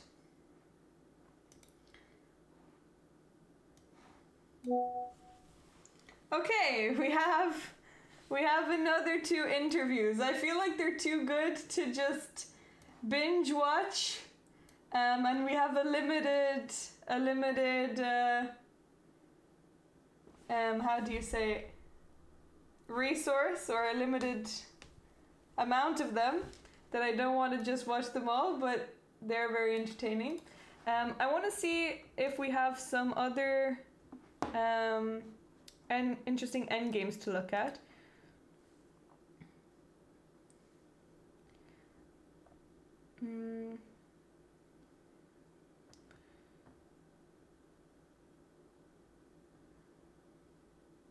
Okay, I'm just scanning to see if we can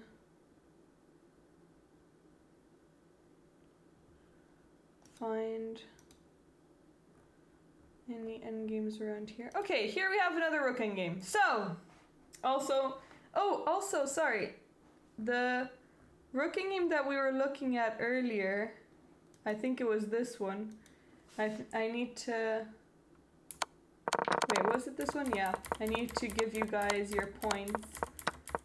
Oh no! White ended up losing his rook for free as well. Oh, and this was actually just a draw right when I made the prediction. So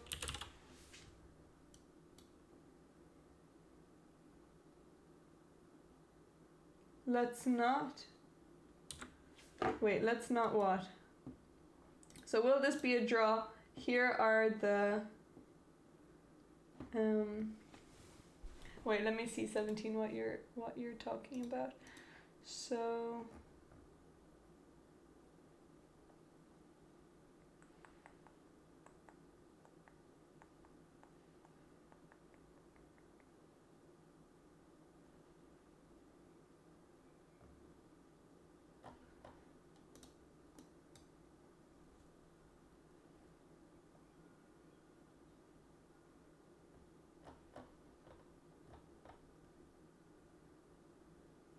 which game was it in the? Oh yeah, this one. Sorry, it was in the Girl 17. So you were saying f3, and after e takes, bishop e8, f4. Oh, I see. I'm playing against the e6 pawn. Okay. Yeah, you're right about that. That does look like a nice plan. So maybe after f3. Yeah. So I think you need to attack this pawn. Can you try and play e5? I guess that's going to be a problem because of a takes b5, and then you're left with the isolated d pawn. Yeah, we're not gonna watch them all in one go, but we will be watching. Another one in. I'll put it on in 30 minutes. 30 minutes we can watch another one. So bishop e. Wait. So maybe black can actually play b4 here, to not allow white to take, and white probably, well, definitely doesn't want to take it. So maybe f4, and then yeah, maybe you can try c5.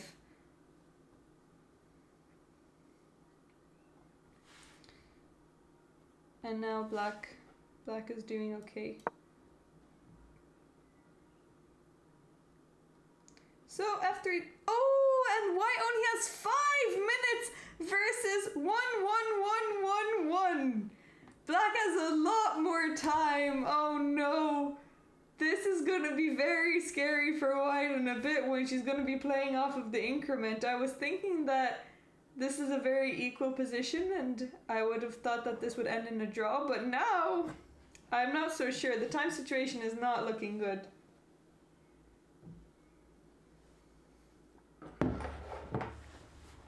Okay, but I did want to look at that rook endgame that we had. I think it was the under. Where was it? Under 15s. We had a rook endgame a second ago.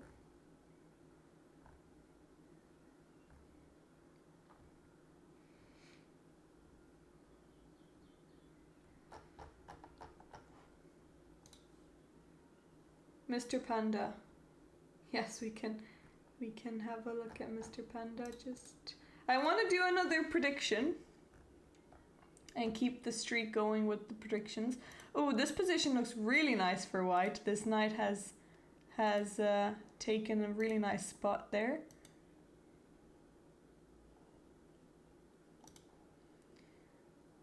Cannot find... Maybe it was already decided. Okay, here we have a rook endgame. So, what do we predict will happen here? White is a pawn up, but black is starting with the checks. So, start prediction, result of this rook endgame. White win, black win, or draw. I'll have it up. Okay, let's start from the beginning and have a look at this game. We have... Oh, we have a scotch! Accepted, okay. So, let's see how we got to this.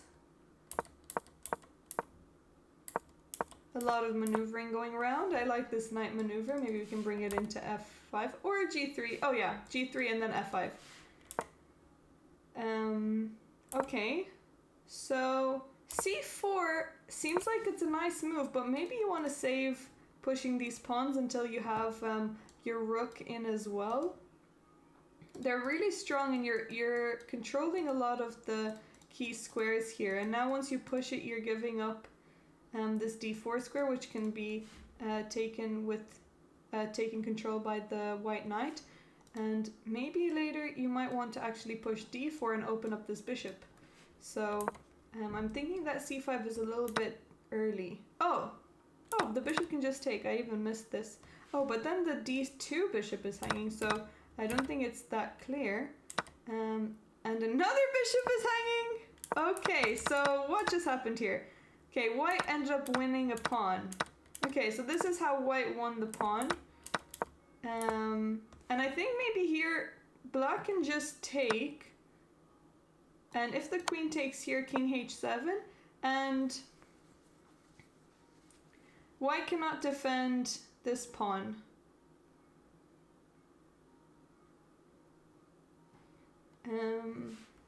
Otherwise... You don't really want to allow this rook to stay there. But, okay, the other rook is coming in, so... Okay. Now the knight has come in, nice move. Ooh, rook e7, the king is looking very vulnerable here. And this is a blunder! Yes, we're gambling on this one, and this is the position that we have. So will this be a draw or will white win? But I'm just looking through the game. To see how we got into this. But this has been a very up and down game, because here white has a very strong move. Where should white bring the queen? Instead of queen h4, which attacks the knight this way, it allows for the knight to go to g8, and now it's a double attack, but there's a much stronger square for this queen. Where should the queen go instead? Well, c3 is possible, but there's an even stronger move. I guess the problem with c3 is that the queen can just defend the knight anyway. And then if you...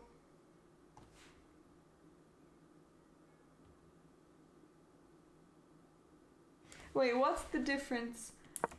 Because if queen e5 and then you play queen here,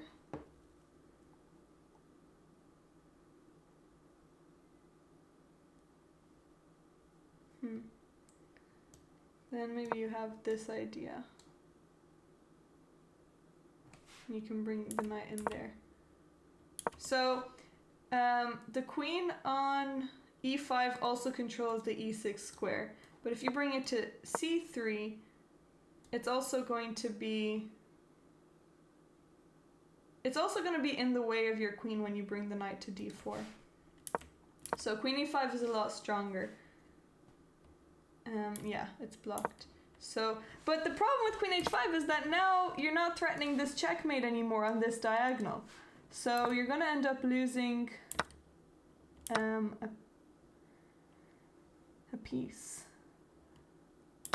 So this, okay, here this is quite difficult, but queen a6 is a stronger move. Since these are still attacked, but now your queen can also come into the defense. Okay. So black is a piece up. And let's see what happened, because white in the position that we just looked at is a piece, a pawn up. Okay, wow, this is a complicated game. So the only move that black should play here, there's only one move, and it's not an easy one, but white is threatening to play queen g4, and you need to be able to bring your queen into the defense. So queen b5 is the move here, so that you can play queen g5. Oh, sorry, and you're also, sorry, not because of that, but you're, oh, yeah, I think it is because of that. Because now you can play queen g5. But the problem with queen c6 is that now after queen g4, you cannot bring your queen into the defense. And now you're just going to end up losing your piece back. Oh, and now we've got into this rook endgame, and okay, we've just maneuvered around the place. Okay. So it's more accurate to go around this way. And then you can play f5, and then maybe you can play, do you even want to play f5? Maybe you would want to play g5. Commentary is good. Well, it's up to them to say if commentary is good, but I'm enjoying it. Mainly the interviews have been my favorite. Okay, so I guess your king has nowhere to hide now. That's why you needed to go around. And now it's looking... Ooh, excellent move by white. Putting pressure on f6. Okay, white is finding all the moves. So some of you predicted draws. I see that 17 predicted white to win. Now it's looking, yeah, now it's looking very scary for black, because, okay, if black tries and gives this check, the problem is that now this pawn is going to be hanging. So white can just go king e2, and now there are no more checks. And white is going to end up winning another pawn. So rook f2 was played, king takes, h takes, and now white has to decide which pawn to take back with. So I'm going to ask you guys, which pawn should white take back with? And this is a very important decision. Which pawn should white take back with?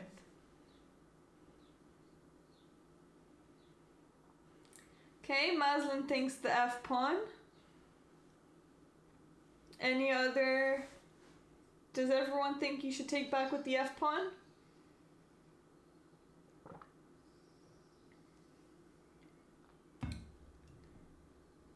Okay, it's actually very important, because one of them is drawing and one of them is winning. Okay, so two people say the f pawn. Okay, 17 says the h pawn. Okay, I'm gonna do a poll. And which pawn should white take back with? H or F? Okay. So Vote in the poll.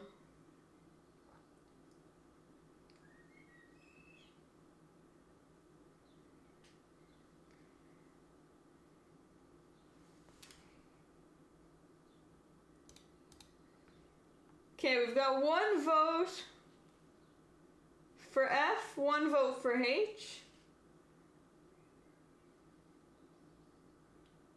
2 votes for H. Okay, TJ also votes for H. Mazen says H as well.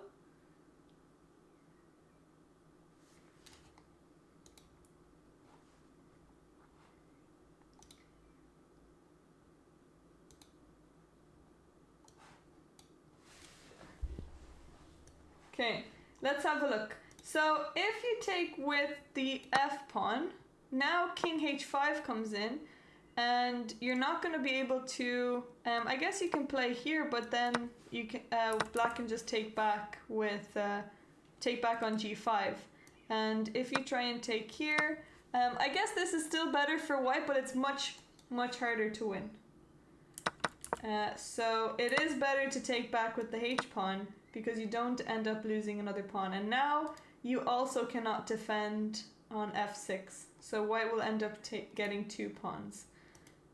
So it's better to take with the H pawn, and it's important that you do. So actually, White did take back with the H pawn. Black played Rook F7, and oh, Rook F7 allows for the Rook to trade, and now this is a winning king and pawn endgame. Black cannot stop both of these pawns. Wow, every time we do a prediction, taking with the F is winning. Well, it's slightly better for White. So instead of plus 11, it's only plus 1. Which plus 1, I think it's much harder to win. It's a very big difference. Yeah, and you need to be much more precise, I would say. Okay, well, that was over very quickly. I think I can already give you your channel points because White is definitely going to win this. I would be surprised if he didn't. So I'm just going to give you your channel points now. So White to win.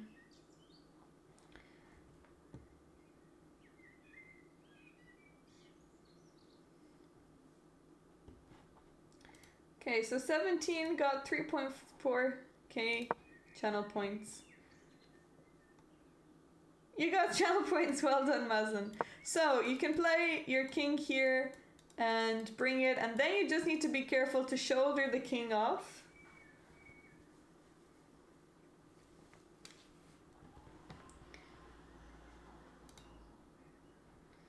And you can't really do anything. So that's actually the last game in the under 9s. Let's have a look at girls under 7s. There are still 2 games being played in under 7. Okay, we have this position. 6 minutes versus 1 hour and 10 minutes. Wow, 6 minutes under 7s.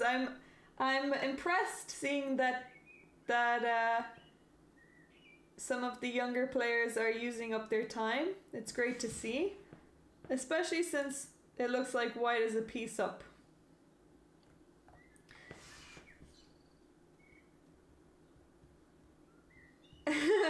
TJ did. Oh, that's funny. He wanted to anonymize or try to give off the impression that it was you, maybe.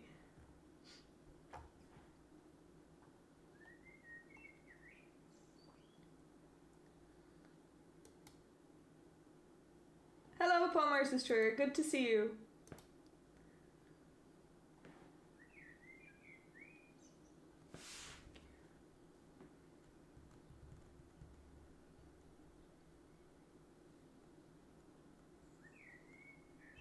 It's good that they're learning from Grishchuk. Well, It's better to use more of your time than play too quickly. I don't know who voted the F pawn, but whoever did, they weren't right.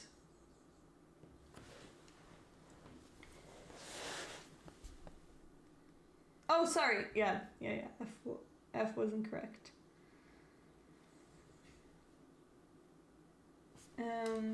Okay. So Maslin wants to see Jamie. Where is Jamie playing?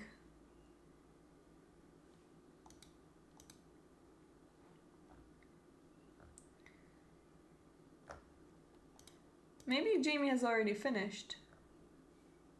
Yeah, I think maybe Jamie has already finished. His game isn't there anymore. Let me see. Oh, Jamie drew his game. So in this position, oh my goodness, okay. Jamie has accepted another draw, it seems like, or maybe he's offered it this time. But here, okay, keeping the rooks on the board would have been a little bit better because you have more pieces to attack the c6 square with. But he decided to exchange, or allow his rook to be exchanged. And now his opponent offered a draw, and it looks like he accepted. So yesterday he accepted a draw in a winning position, and now he accepted a draw. He's not completely winning, but it is much better for white just because black's pawn structure isn't great.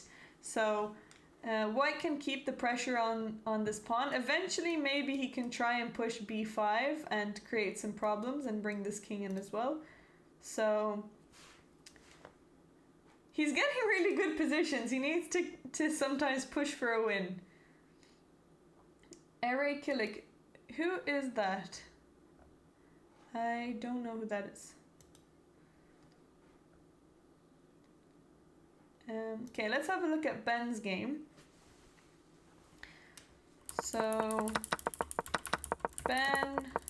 Oh yeah, this was the French position that we were looking at with h4, with the ambitious h4. So, Ben went for knight a5, maybe trying to bring his knight into c4. Oh, sorry, into b3. Oh! I took it. Oh, he's the IM. Okay.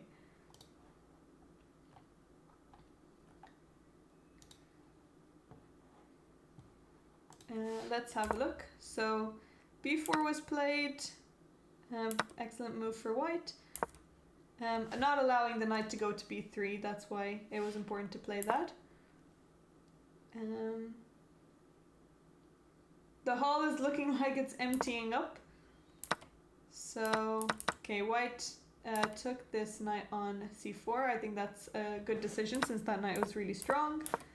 And here, okay, so here white had the chance to play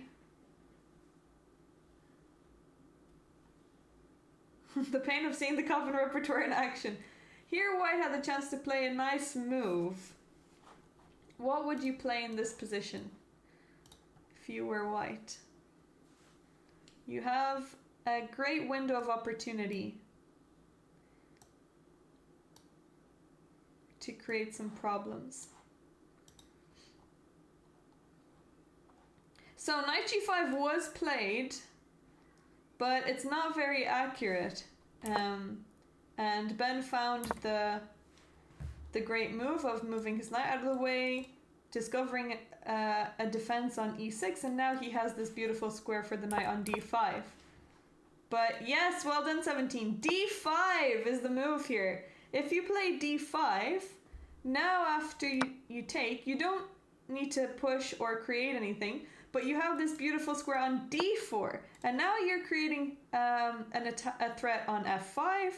This pawn on d5 is also weak, which will lead to c4 being weak. You can also play, I mean, you could always play h5, I guess, as well. But the idea is that instead, this is a very nice theme, but instead of black getting a beautiful square, you sacrifice a pawn, create another weakness.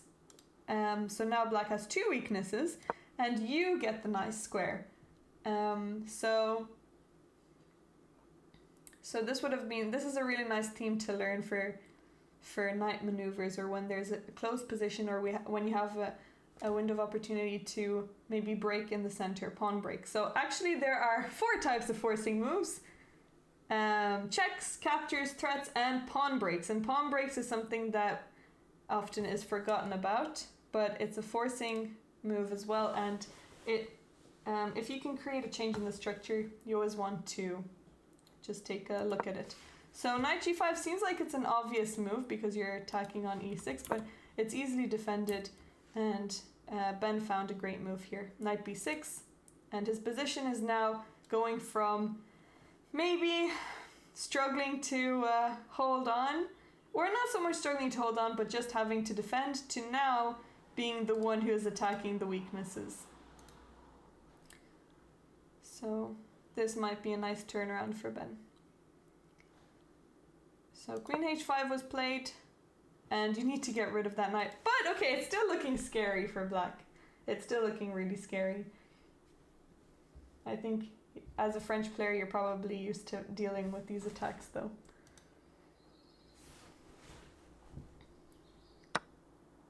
Okay, he took that knight. You kind of need to do that. Now, okay, here's another moment. I want you guys to tell me, which pawn would you take back with? I'm gonna do another poll, same as before. Which pawn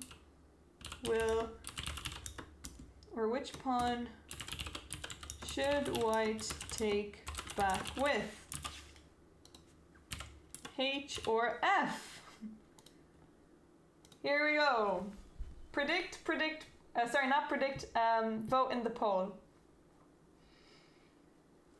Which pawn should white take back with?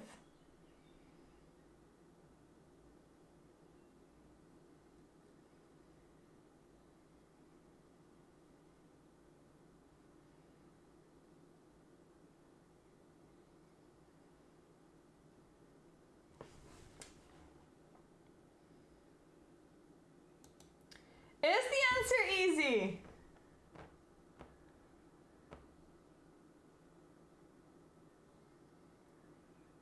Okay, predict. H or F?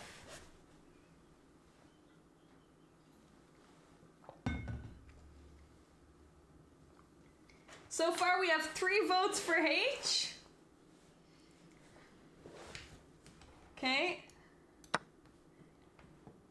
So, taking with the H pawn or taking with the F pawn.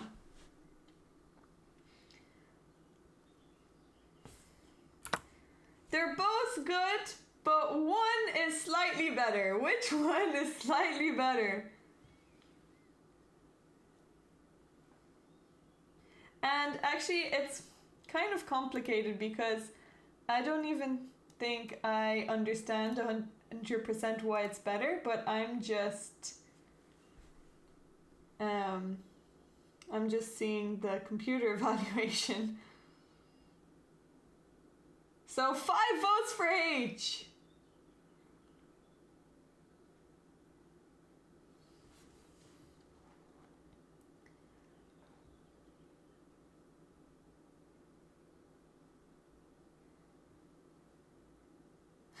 I've become an eval bar commentator. I turn it on and off, but in this case I had it on and I'm quite surprised. So, 6 votes for the H pawn. I think probably from my tone you guys would have I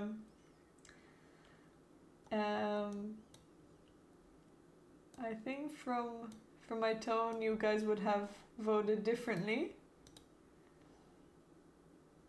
But I'm gonna go for it. What about the queen? I didn't even mention the queen. So I would have also said taking with the H pawn, but I guess the problem from my poker face, yeah, I guess the problem with taking with the H pawn is that now you don't have any pawn to attack with anymore. So after g6, the position is very closed and black gets to defend everything. And if you place, so now your queen is attacked, you have to play something like queen h6 or maybe queen somewhere else. And now rook f7, everything is defended and you don't really have any entry points. If you try something like this, I think black can just take because you don't really have anything. But if you take with the f pawn, it's important to keep the threats coming. And I think mainly it's important to open up this bishop, which hasn't been playing the whole game. So now if black plays g6, you still have the threat of h5 after the queen moves out of the way. So let's say queen f3, now you can play h5 and you can open up the h file completely. So initially it looks obvious that you open up the h file, but if you look a little bit deeper, you get to have an extra piece in the attack if you take with the f pawn. It might look a bit scary that you allow f4, but if black plays f4, you can just actually, oh, you can just castle. I was thinking, yeah, I think knight e4 is still good. But wait, let me just have a look at this for a second. Do you sacrifice the knight? I guess there is. Okay, this is very tactical, but this works. Maybe you can play g6 and you can create some problems here. But okay, you can keep it simple and just play knight to e4 and then castle, and white has a really nice attack coming. So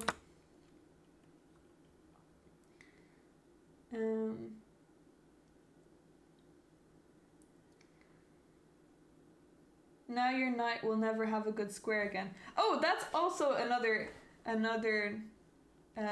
nice observation, is that your knight has nowhere to come in as well. So with taking with the h pawn, you lose 2 pieces, or you lose 2 pieces. You lose the ability to use 2 of your pieces. But by taking with the f pawn, now you have the f square as well for your knight. But I think the most important thing is that your diagonal opens up as well, and you still have the h pawn able to move and to create problems. So it's a very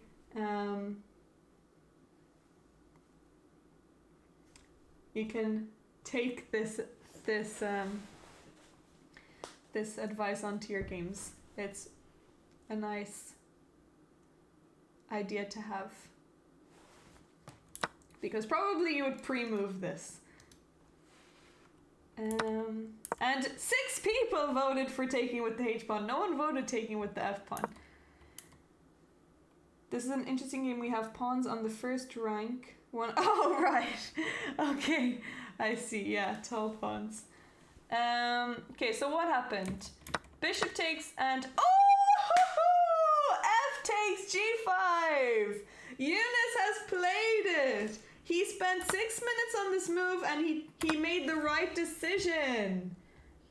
Wow, brilliant choice. He's down to 14 minutes, but it was an important investment to make to think about this capture, because now the position just flows really nicely. The attack is much easier. The moves come in effortlessly or much more intuitively. But if you take with the h pawn, initially it might look easier, but after g6 it's very difficult to find moves.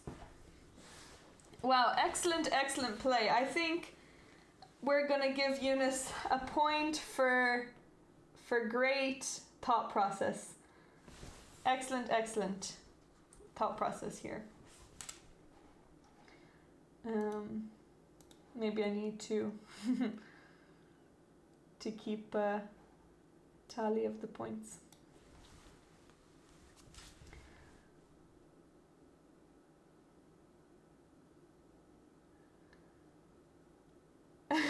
I'm lavish with praise and lavish with criticism. I actually tried to hold back on the criticism and tried to overdo it with... Actually, I don't think I tried to overdo it with the praise, but when I do see something that I really like and appreciate, then maybe But I think I'm like that with everything. I'm a very extreme person. But I do try to hold back from the criticism. Okay, let's have a look at... I want to find... Oh, what is going on here? Chaos. Black is a queen down, it seems. Okay, what has happened here? Wait, the queen was on the board and then it just disappeared. So here, material is actually equal. Right now in this position, material is equal. But it looks like black's king is in trouble. So, okay, rook e1. Oh, wait. The bishop is also attacked. So, right now the bishop is attacked, but black can take back on e2. So, the rook defends the bishop. Black's bishop moves out of the way. And now white has sacrificed a bishop. Okay, discovered attack. Okay. Black has counterattacked with another sacrifice, discovering attack on the light square bishop as well. Okay. So white decided to take the queen and trade queens.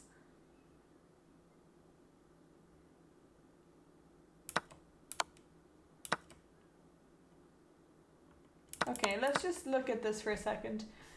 So, you have a few options here.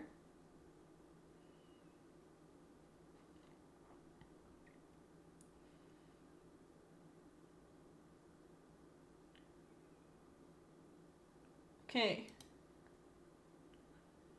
So, if you take on b7 with check, the king will take. Then you can take the knight back, but then the bishop takes. The king is really open, so this looks good as well. Because maybe you want to keep the queens on. But if you take the queen, then okay, you also win the pawn. But actually, this is a little bit complicated. So here, if you take this pawn, you allow for the king to kind of escape. This check doesn't work because you lose the rook. And now when you move the rook out of the way, you can play rook d7 and you don't allow white's rook to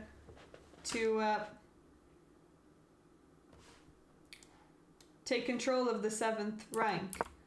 But here it was important for white to play rook to f7. The bishop cannot take here because of check and you pick up the bishop. But now you have this idea, or you can double up, and I think eventually will be mate. And if black defends this way, then you can end up just winning the bishop. So rook f7 was an important move to make here. Otherwise, if you're not going to play rook f7, then you probably just want to open up the king and just take on b7, king takes, and now this is much easier to attack with. You keep the queens on the board, but you can't really stop much.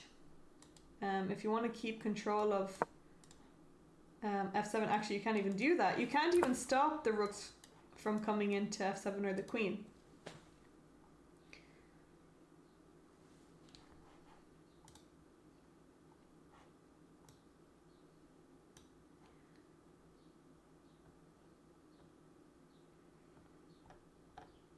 So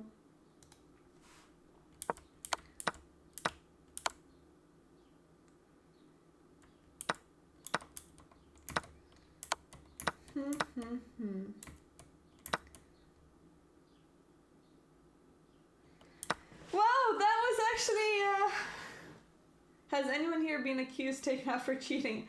I don't think so. Also, well, I guess it is a big enough tournament that maybe you would feel tempted, but I don't think. Oh no, and rook e8 was played! No! We didn't stop the rook from being allowed to come to f7. King b7 should have been played, or rook d7. We just cannot allow this rook to come into the 7th rank. So black had an opportunity now to stop that, and they didn't take it. They played rook to e8 instead. Oh no, not looking very, very good.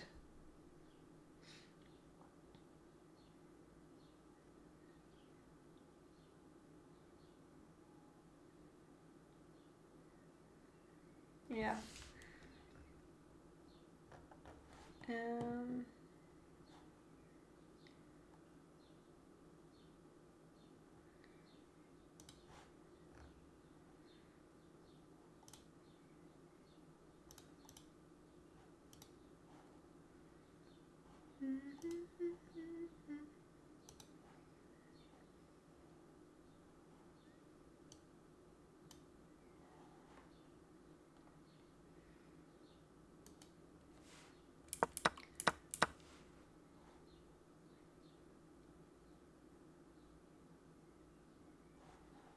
Good hair day. I would say it's a medium hair day. Okay, are we ready to watch another interview? Who wants to see another interview? I think it's time. Oh, I said 30 minutes and actually it's been 39. Okay, here we go. Let's watch. We've got... Sorry. Oh, let me just save it. Okay. Sorry.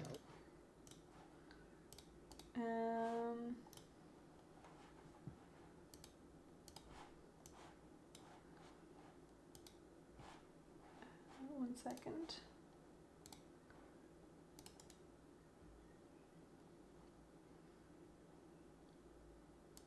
Sorry.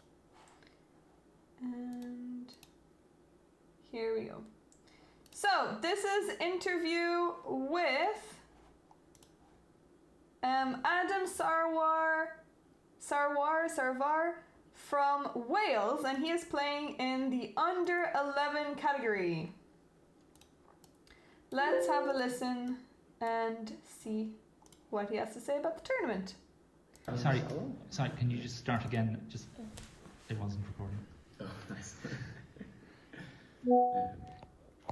Hi, I'm here with, welcome everyone, I'm here with Adam Salwa. Adam, what country are you playing with? Nice Spider-Man cap. Ah, lovely. And what section are you playing in? Under 11. Under 11. Brilliant. Okay. What do you think about the venue? Are you happy with the playing role? Wait, Yes. I just want to pause for a second. Let's take a moment to appreciate the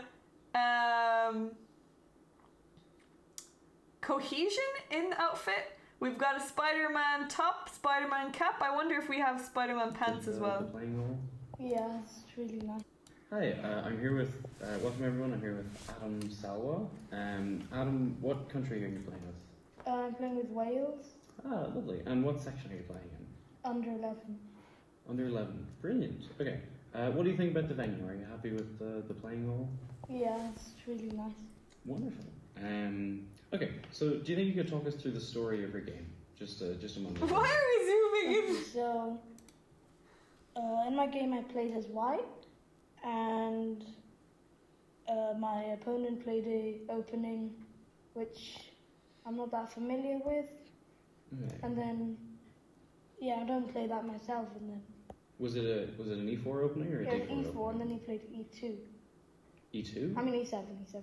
You mean E6? The French defense? Oh yeah, E6. He played the French, and then I played D4 and then D5.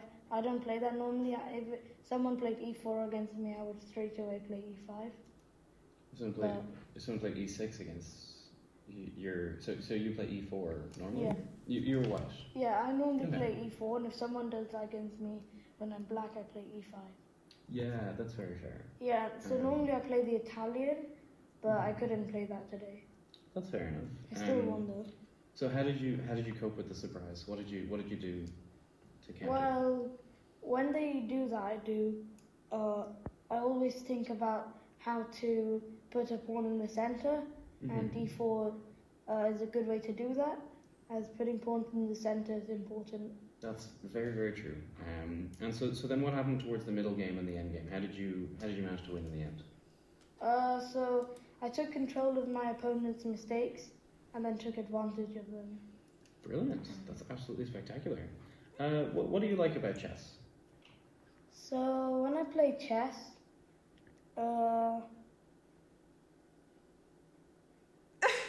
Yeah, it's okay. Take your time. so there's That's so funny. What do you like Yeah. about chess? Actually, nothing.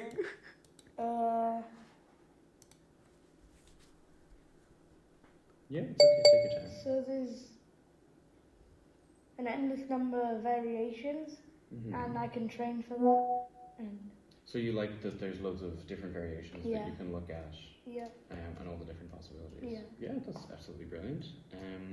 Is this your first international tournament? Or have yeah, you it's my been to first any others? European tournament. Lovely. I've only Okay. played in local ones. And so is this your first time traveling to a foreign country? I live in Wales and I play for Wales, and sometimes I go to England, but that doesn't really. Yeah, no, that's Doesn't that's count. fine. Lovely. Okay. Okay. So when you sit down at the board before any of the moves have been made, so before you played the opening, what's going through your head? What are you thinking about? Well, I'm thinking about what will my opponent do if they do a certain move after e4, which is what I play, and yeah, and then I just shake hands and start the game. Yeah, absolutely wonderful. Absolutely okay, wonderful. So I've got one last question for you. Do you often walk around? Ross is easily impressed. The tables to look at other games, or do you prefer to focus just on your own game? Most of the time I focus on my game, but on a few occasions I walk around and see other people's games. That's absolutely fair. Well, Absolutely thank you very much for fair. coming. You've been an excellent guest, and well done again on your game. Beautiful. Okay, great interview again from Mr. Spider-Man. So what we took away from that is that the French scares some people, or it takes them out of preparation, out of book, like TJ says, and it's hard to find the words to express your love of chess. Here when Ross asked him, what do you love about chess? To Very, very true. is You it- managed to win. It's Like difficult. them. Brilliant. That's absolutely spectacular. What do you like about chess? So when I play chess,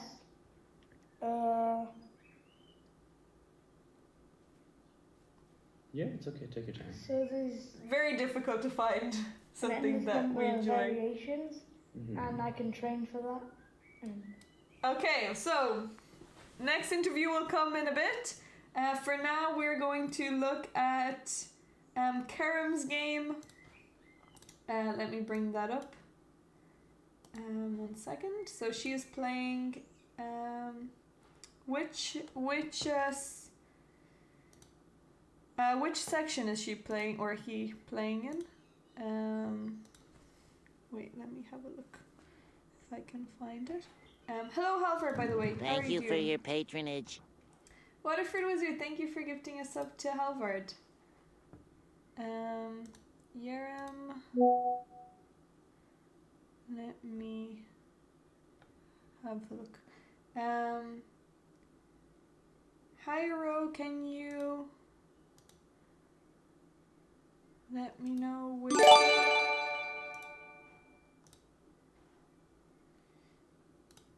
Oh, sorry. I'm just going to...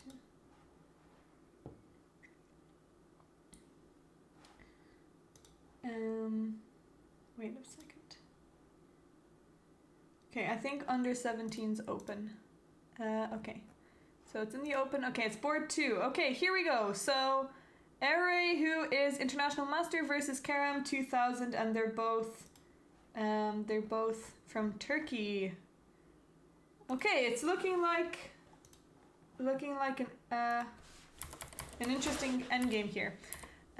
So I'm just gonna fast forward the game and look, get to the position that we have currently. Okay, so we have some exchanges here, a lot of exchanges, and now we've gone to the position that is currently on the board. Sorry, I fast forwarded to that because I want to see the positions that we have right now. Also, black has only 5 minutes versus 41. So it's tough, but material-wise, white is a pawn up. White has an extra pawn, but black has really nice activity and the rook and bishop are paired nicely here. Okay, so white just played knight c4, threatening to take the pawn, and we are not able to defend this pawn.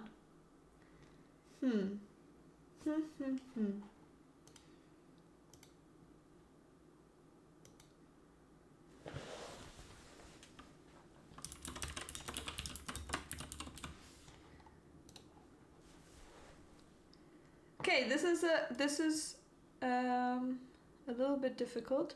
Maybe we can try and activate our king, and once the knight takes, bring the king in, but now 2 pawns and both of these are quite strong. This is a protected pass pawn. It's not looking very easy. Maybe we can try and create some problems here and then weaken the e4 pawn. Or if we play g5, maybe the knight can just take on e5.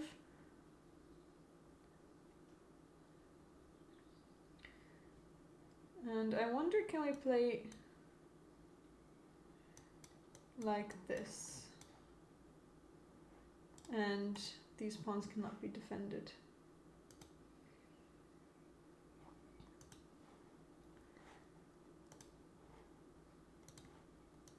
So it's a difficult decision to make. Okay, so black did play king to f7. Okay.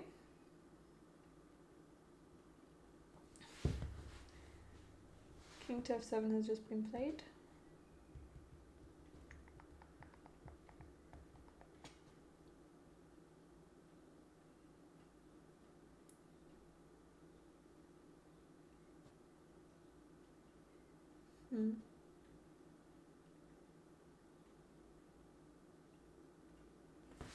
Well, I think that white should just take, and now the king has to decide where to go.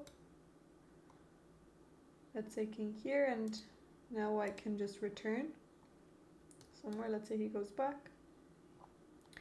Okay, I guess maybe we have a chance here to win some pawns.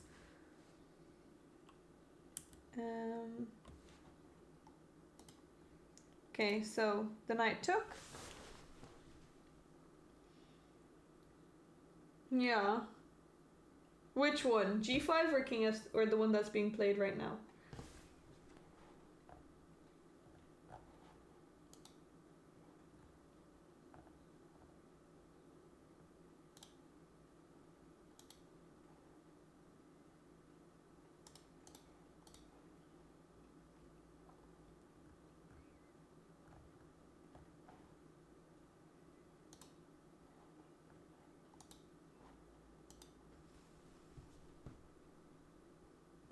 Okay, so king f6 was played.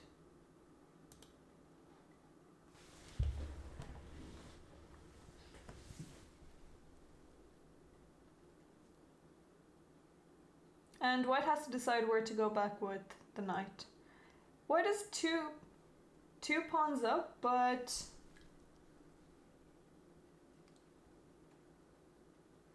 it's looking like maybe bishop g2 is going to win back a pawn.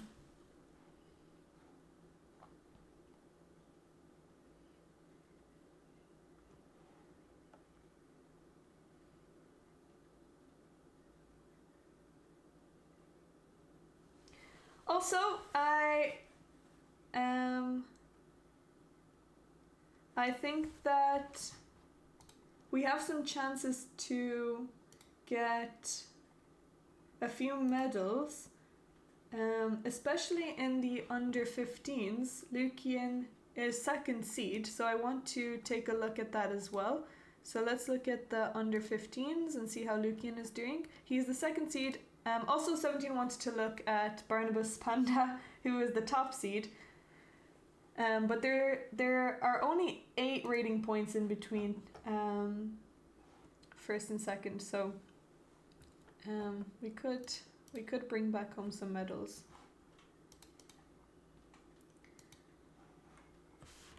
Okay, we actually already looked at most of this game, and this is the position that we have right now. Oh, sorry, we actually didn't look at this game so much. We looked at... sorry, I thought this was...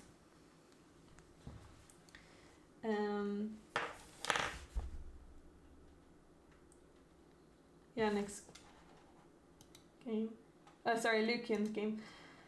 Are any of the medal hopes coached by you? No, unfortunately, I'm not coaching any of the...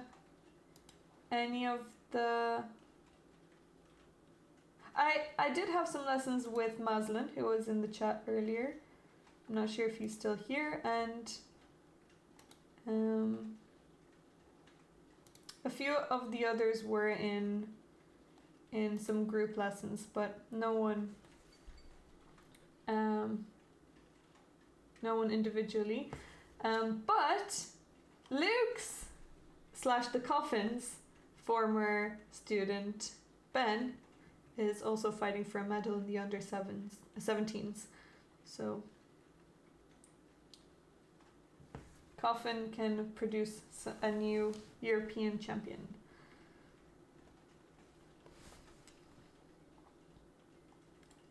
Ben is playing. Wait, did I say Gavin? I think I said. I was hoping I said Ben. Or I thought I said Ben.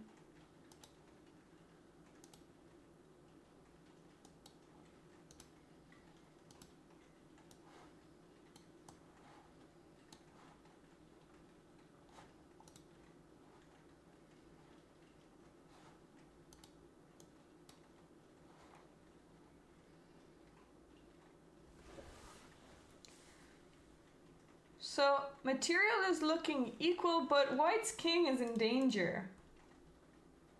Maybe we will see an exchange sacrifice. If Rook takes and the king takes back, maybe we can create some damage here. The king is looking very open. Where is the king? Where is the king gonna go? We can bring another piece in. How would we continue the attack here?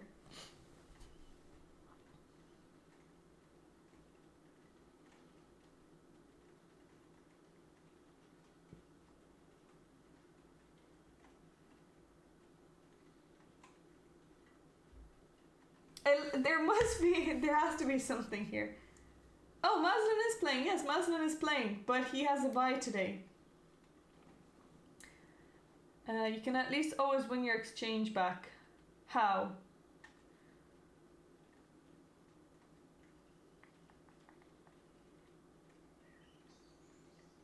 Oh, by bringing the bishop, you mean? So here,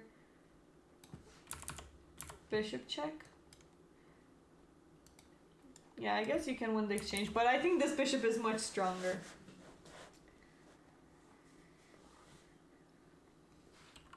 Bishop c5 instead of rook e8. Bishop c5, yeah, we can also do this. I think it's nice to cut off the e file first.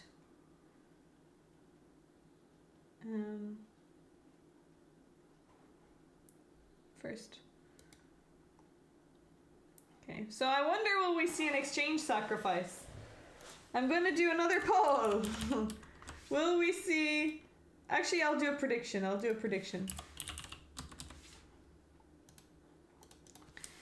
Will we see an exchange sacrifice? I think that will be a brilliant move if he plays it.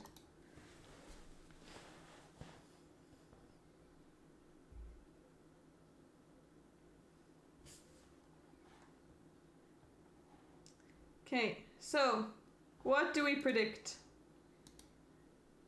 17 points for yes.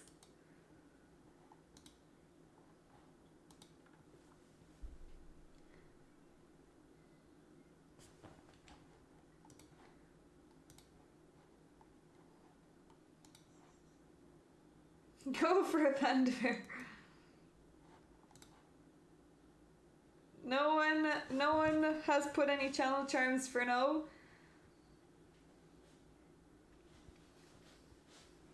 Get predicting. Yeah, black has made a move, but I'm not gonna say it. So black has played a move, but I want the prediction to be over before I let you guys know what it was. So did black exchange the rook or not?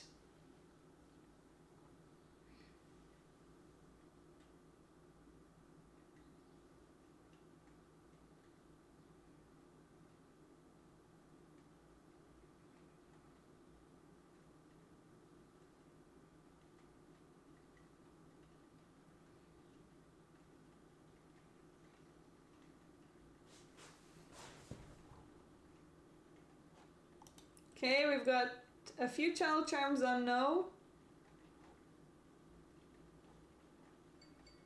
Yeah, bishop c5 does look crushing.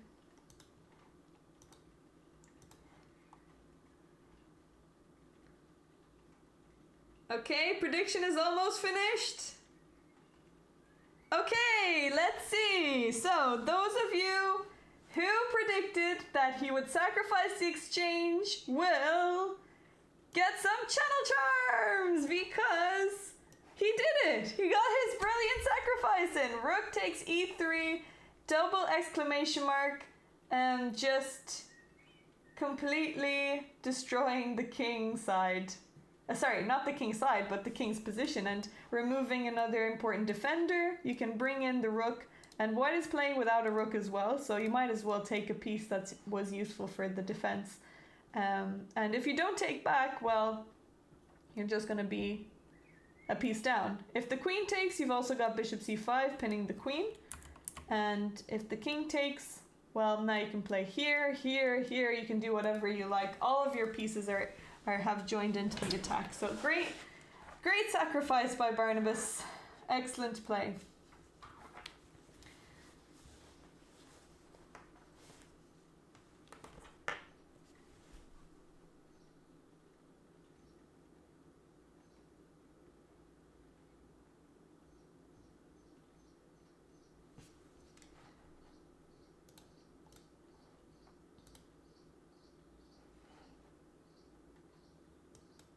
Okay.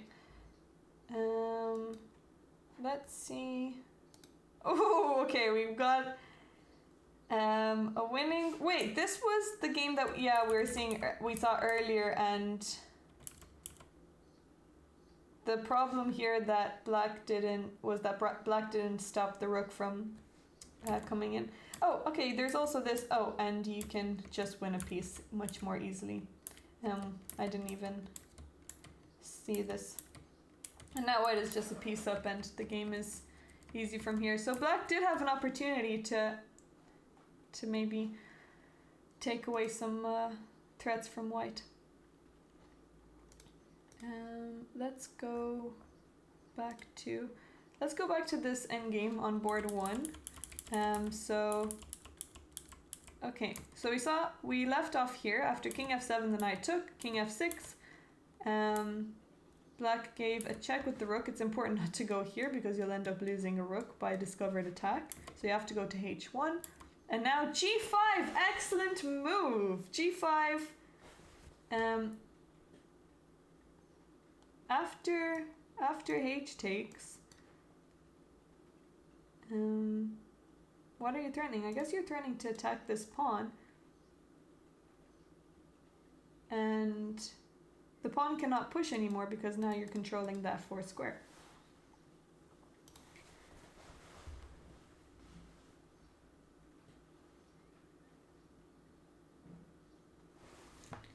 So,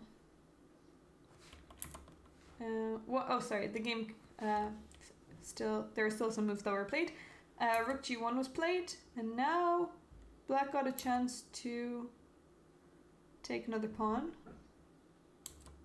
Let me also give you the prediction channel points.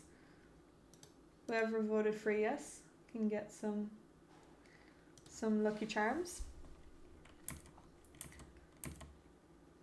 Okay. The king is getting closer. Even though white is 2 pawns up and maybe it's looking like they can push down the board, white's king is in trouble.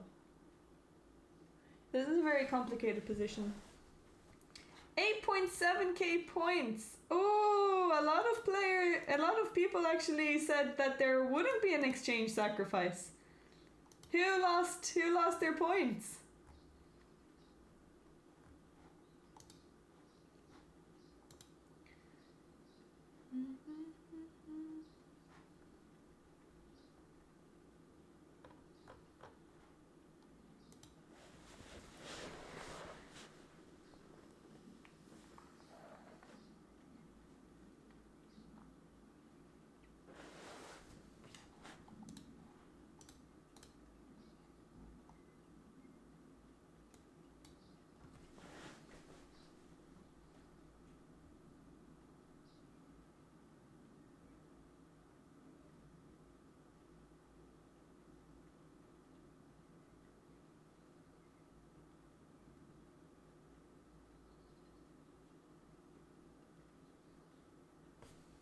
Okay, so also black has only left with 2 minutes on the clock. Well, king d4 was important because if you play king here, now you end up losing your bishop. So actually, king d4 is a good move because you didn't really have any other choice. So, okay, knight takes c7 is possible. And now maybe black will take another pawn.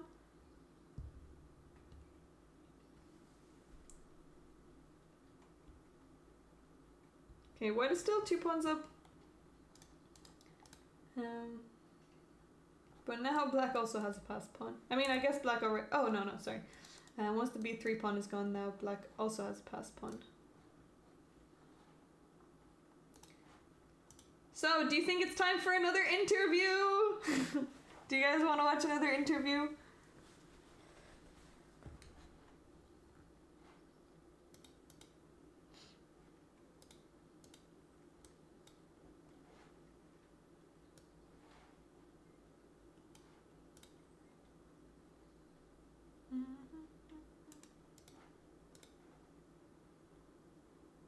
I'm gonna take the silence as a yes. Okay, let's bring up another interview.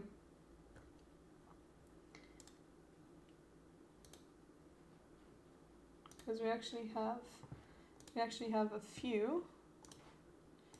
Let me just open it up.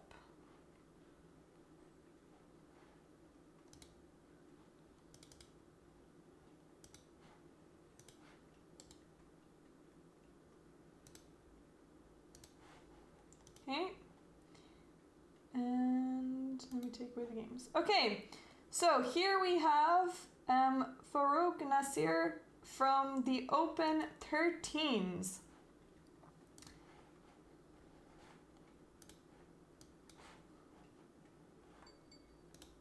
Okay, let me just allow you to hear it. So. I'm recording. All right. Today we're here with Farouk Nazir of Wales. Farouk, what section are you playing? I'm under 12. Oh, Under look. 13s. Actually. Brilliant. Yeah. Are you 12 yourself? Is that... Yeah, I am 12. That's fair enough. So what do you think about the venue? Are you a fan of the The playing? venue is really good. Yeah, I really enjoy it. How there's like water and I can get water and it's easy to get to toilet and stuff. Brilliant. Yeah, that's absolutely awesome. So you just won your game. Yep. Could you tell us? Could you talk us through the story? What sort of happened? How did the opening go? What was the middle game like? Was there an end game? So he played the Caracan after d4. Okay. I played the Tau variation, and he just happened to blunder his bishop, Oh. and I ended to win from that. So, Yeah, it's always lovely when your opponent blunders. And so then there's nothing else in the game. You just sort of swapped out pieces and won in the end game, or did you have any cool mates? more or less, yeah. Perfect. So for what do you enjoy about playing chess? Why did you get started in it? I got started when I was like 7 or 6 or something. My dad wanted me to play.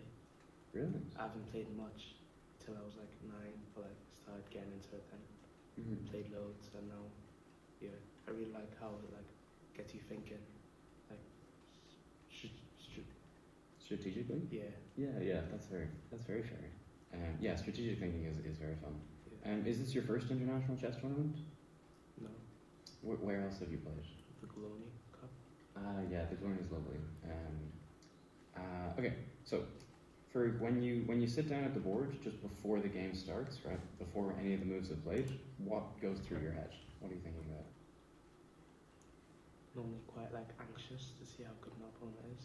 Okay. Yeah, but other than that, I'm just talking to other people. Do you check your opponent's rating for that? Yeah. Hmm. And then if it's a high rating, High you're rating. more worried. Like, it's Low fine. rating, less worried. Yeah. Okay. And so, do you often walk around the games to look at other people's, or do you prefer just to focus on your own? I walk around and I'm like confident in what I'm doing. Oh, nice. Yeah, just to check up on other people. Beautiful. Well, thank you very much for coming out here today. It's been an absolute pleasure. Yeah. Great guys. Thank you very much.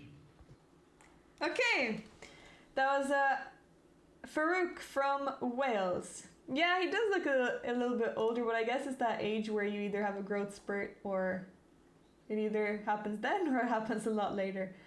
Okay, let's go back to, there has been some more moves in the top board, so it's getting a little bit scary for Black, I would say, here. Because he's running out of time and it's going to be much harder to play accurately. But so far he's holding on very nicely. It's a tough position. But he's playing well. Okay, so bishop h3 was just played. Wait, 1 second, let me just go back a second. So rook c3, his bishop was attacked and now he moved his bishop out of the way. And a few pawns are being attacked. Mainly the one on c6. That's the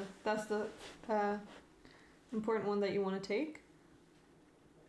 Okay, I'm gonna do a prediction for this game because even though it looks very winning for, well, it doesn't look very winning for white, but it looks much better for white. Black does have chances to hold. So what board 1 under 17s, so either white win, black win, or draw. Black still has chances to win as well because of this pass pawn. Are there any Italian schools? Are there any Italian players? I am not 100%. No, there are no players from Italy, unfortunately. So get predicting. What do we think is going to be the result of this game? Rook g6 was just played to defend the pawn, and now black took the pawn on f3.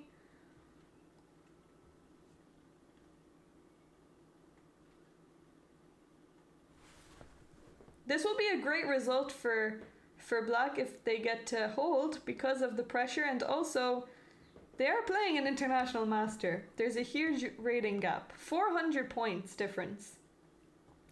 So get predicting to win some channel points.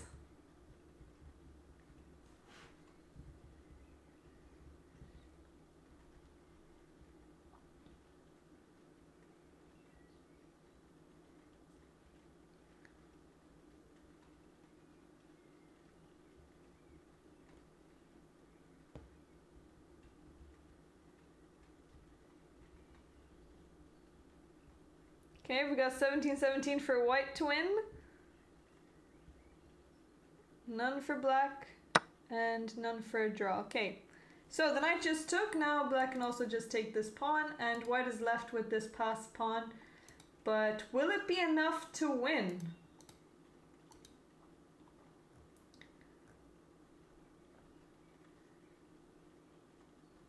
I'm not so sure.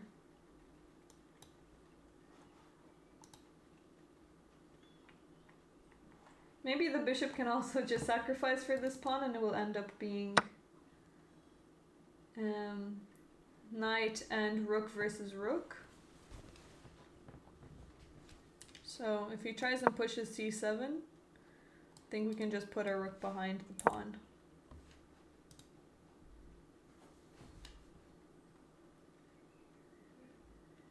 And I think sacrificing our bishop for the pawn might not be the worst thing in the world.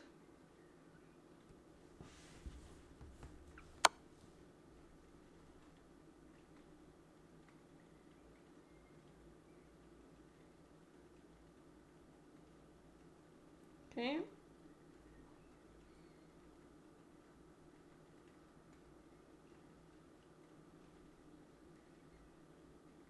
Okay, nice move for the knight because now we're not letting the rook control this file. But I think we can just kick away the knight. So now he can just attack the knight. And if we trade knights for bishops, I think this is a draw because white's king is too far away, black's king is closer, and we can just put our rook behind and just attack the pawn, and the pawn cannot advance because we'll just take it. So if we get a chance to exchange the minor piece, it will be an easy draw for black.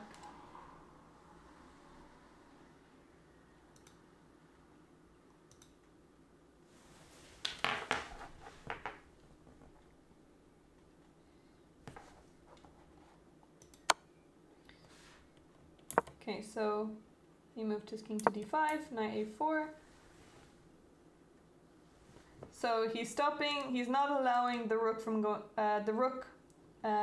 go to c3, but you can give a check and go to the c file this way as well. And now this knight is on the edge of the board. I don't really think it's a great place for the knight. But he's down to the last 15 seconds. He's got to make a move. He's got to make a move. Okay, rook a3 was played. Okay, knight b6 check. And king has to move somewhere. Maybe you don't want to go on the c file to not allow the rook to attack. So I think you want to stay away from the c file.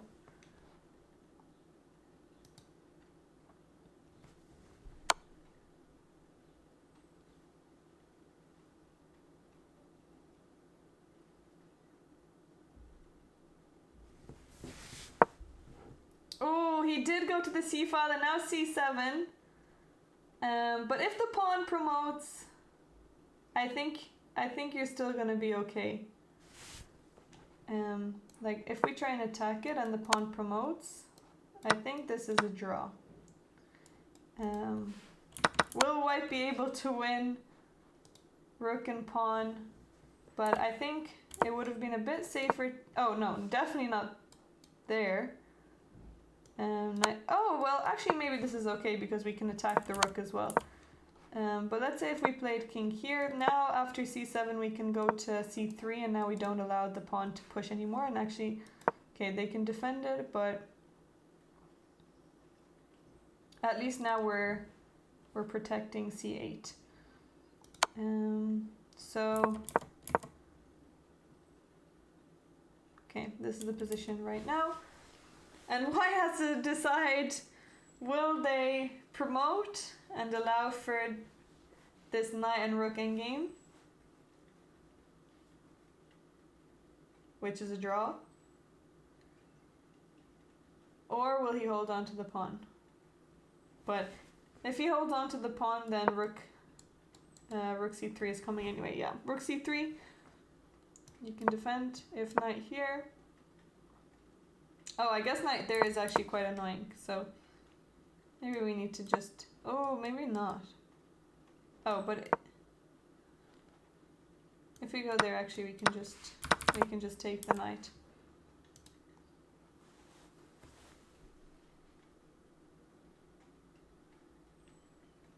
The time situation is very scary.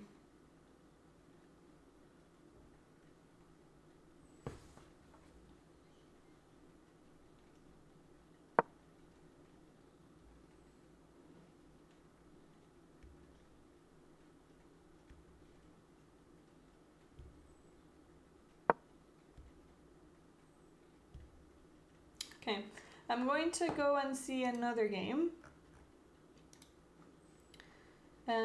Let's see how Ben is doing.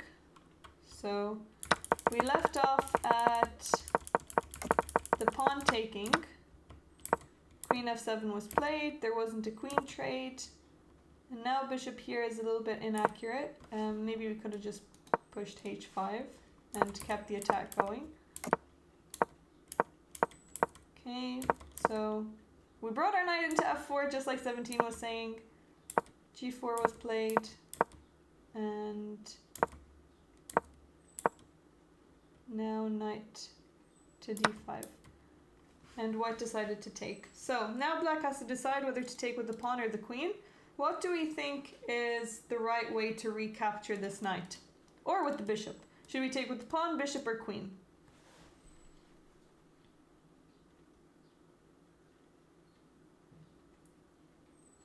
What do you guys think?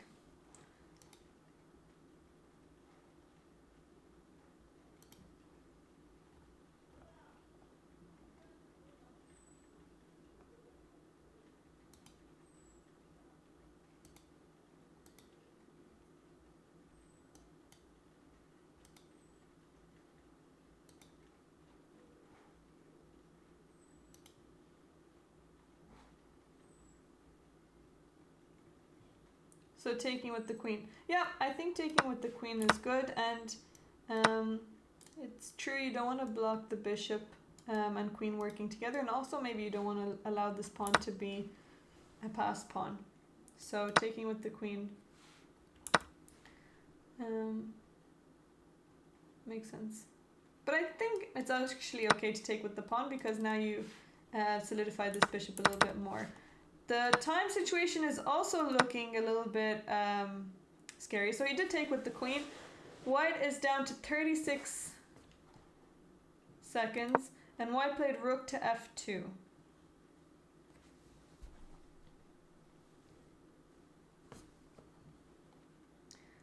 I'm just going to actually open up another tab with the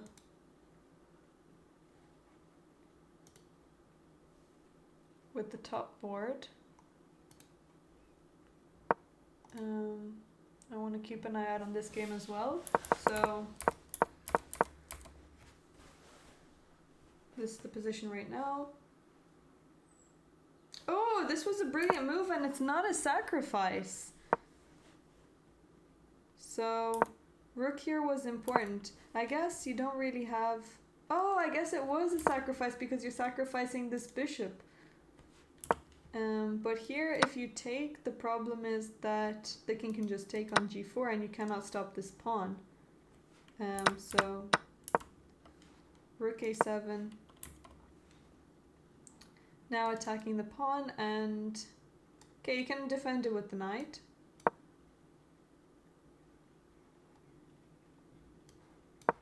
Bishop here and maybe rook f8 to attack it. Now you've got to move the bishop again. Oh, yeah, you can actually just move back, maybe provoke the rook from attacking you, and then go back to e6 and attack this knight.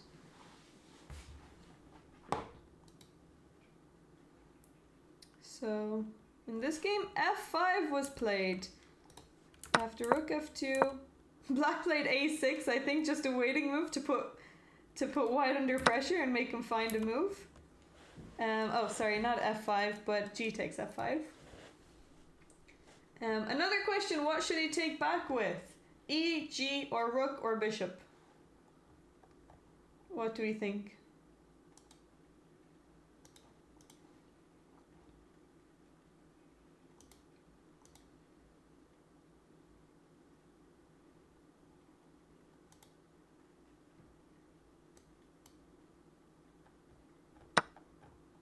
Okay, the rook took.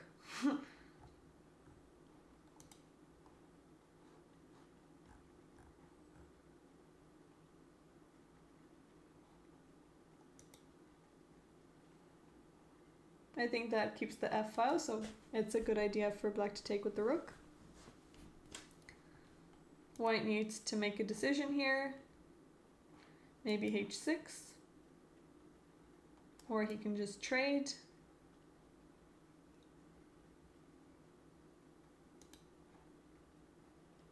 He's gotta make a move! Has he? Oh, okay, he made a move with 2 seconds to go. Let me see how the girls are doing as well. Let me just go on to girls 17. Lara is still playing. So this is Lara's game. They're down to the last minutes as well. But this time both of them don't have much time. So Lara has 3 minutes and her opponent has 1 minute. And Lara just played a3. I guess defending her pawn, just keeping the position a bit solid and asking her opponent to make a move. Her opponent played rook c8. And now is a moment where Lara can play c5. She can break the pawn structure a little bit. If black takes, you can recapture. And if black recaptures again, and then takes, this bishop can also come in. And now this pawn on d5 is just a passed pawn. So c5 is a moment now that Lara can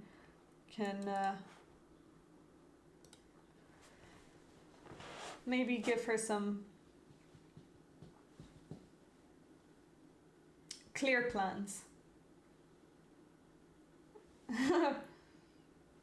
It's weird because also when I was younger I think I was playing much slower, but now I play much faster and I don't get into time trouble as often. But you would think it's the other way around. I think it's either to each extreme. You play really quickly or you play really slowly. It's very rare that you can... And she's played it! She's played c5! Excellent move by Lara. This was the moment to play it. And black is gonna have to take back. Well, maybe she can push b5 actually. Maybe she doesn't have to take. And now the knight maybe can go to... Oh, wait, what happened? That's weird. Okay, h5 was played. Oh, sorry. Wait. So many moves have been made. Let's just go back to moves. So c5 was played. Her opponent played rook f6.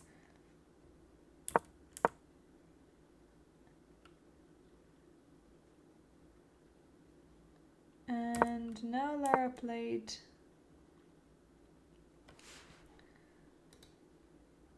Wait, let me just refresh. I think the... Oh, Lara... Wait, Lara has already won. Wait, Lara has won. The game hasn't been loaded yet.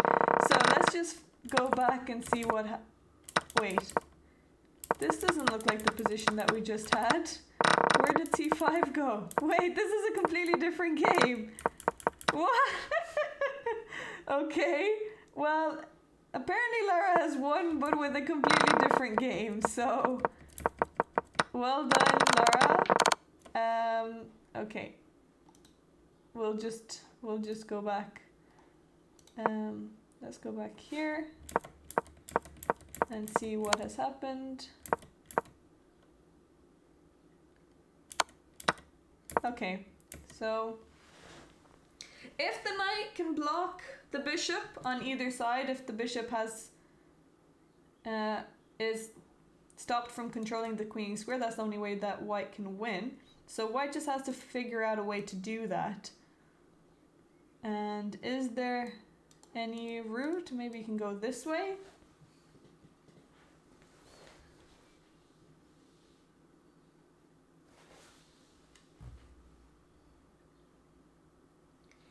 So there are still chances for white to win. Black has to be careful.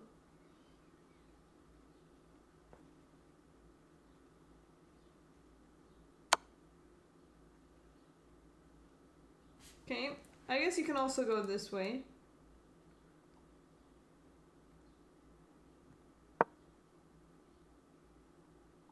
Oh, well, actually, if you go this way, then check. And then, well, what about this then? Oh, then here, and if the king goes here. Oh, sorry. If you can go on this, wait a second, knight d7 is winning. So you have to go here. This is gonna be difficult.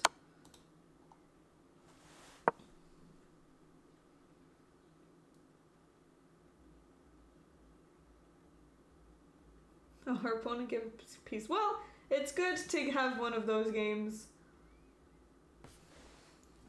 It's nice to get lucky.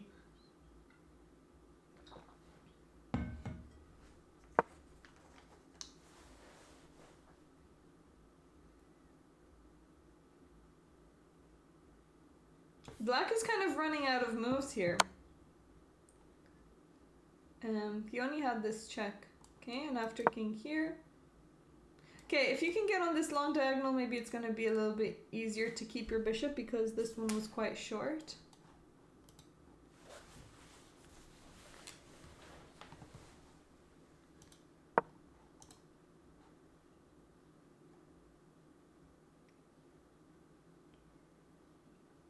Okay, if black decides to go here, there is knight c6. And after the king moves,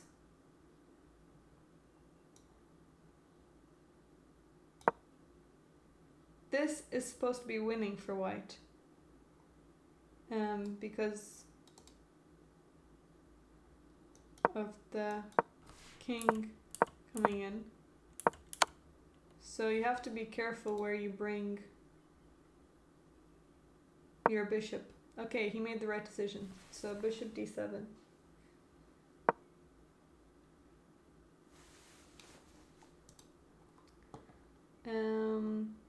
Okay, I'm gonna see if I can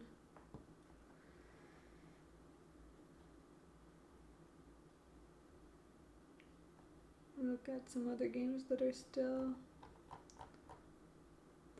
being played. We also have this game.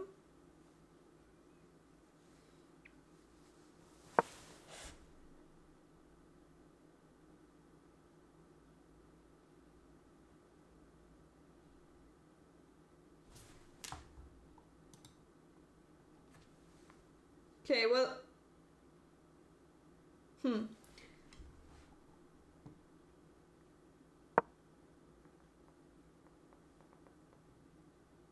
Hey, Minha.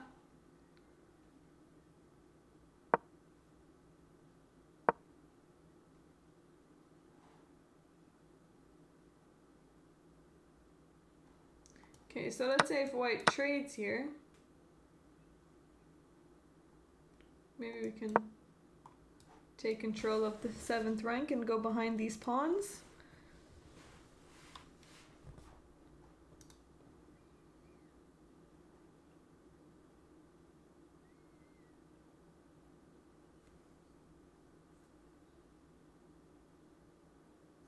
Have I done I think I've done a prediction for this, have I? Yeah, I've done a prediction. Let me see what... Oh, only one person predicted that white would win. No one predicted that it would be a draw. Oh, or was this the previous one?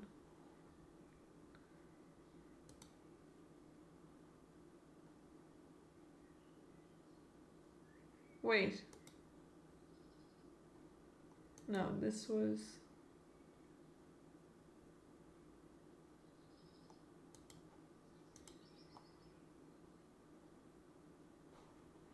Yeah, this is the one that we've done the prediction for.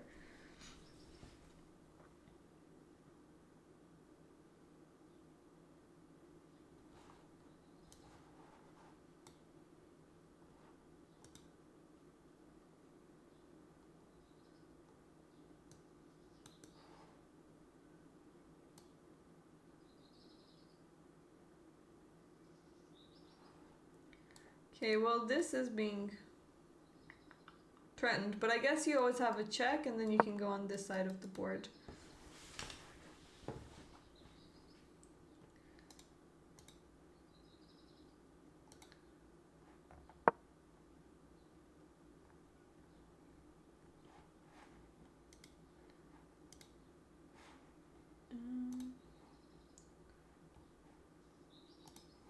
Okay.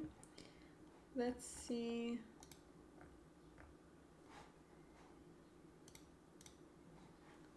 What games are remaining? So, under... Oh, sorry. Girls under 7s are finished. Under 9s are finished. Okay, there's still one game being played under 11s. Oh, okay, another rooking game. Woo! Oh, against Lara's sister. Do we think White is going to hold this? Black is 2 pawns up. But it's looking straightforward. Welcome back, Maslin.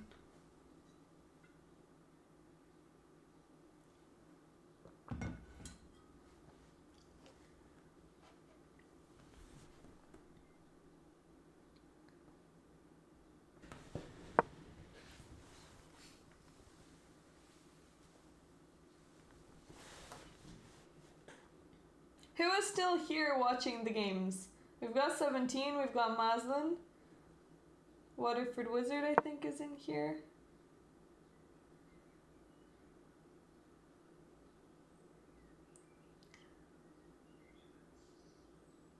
Minimundo is here.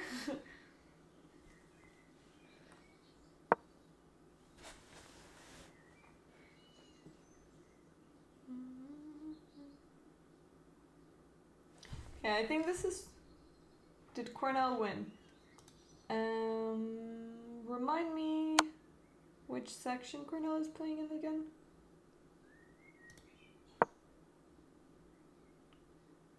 Oh, you mean Cornelius. Okay.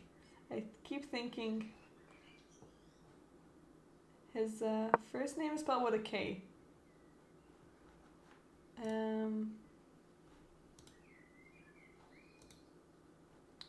Let me have a look. He is playing in under 13s. And he drew. He drew in this position. Okay, 2 bishops versus 2 knights.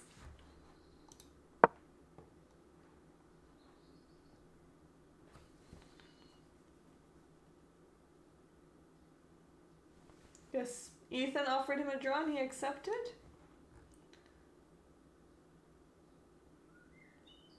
It does look like White is maybe a little bit better. You're equally on points with your friends, so you're gonna maybe play against them tomorrow.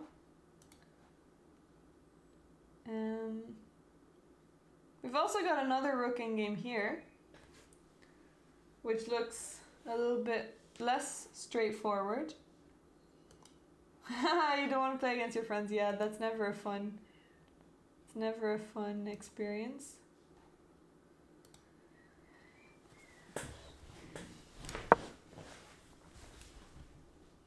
Okay, Black has gained some time here, though.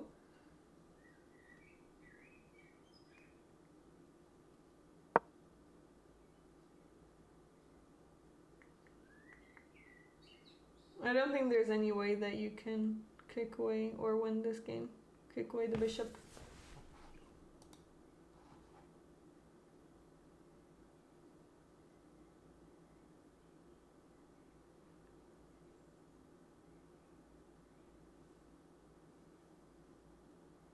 In your first turn, you played one of your best friends. Oh, you started early with the rivalry. I didn't get to play any of my friends until...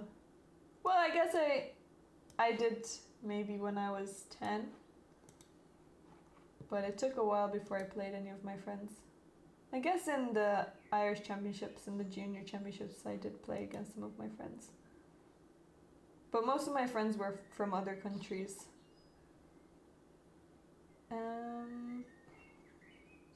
Okay, what do we think about this endgame?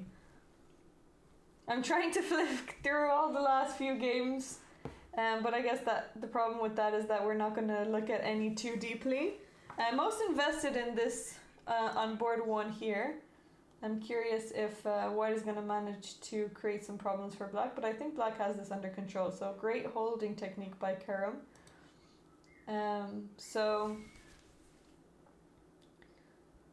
Okay, black has a lot more time, 8 minutes versus 30 seconds. Oh, here's your inspiration. That's lovely. That's really nice. And is he still playing? Okay, black can maybe now just take this pawn. There isn't any mate being threatened. And once this pawn is gone, now black has 2 passed pawns.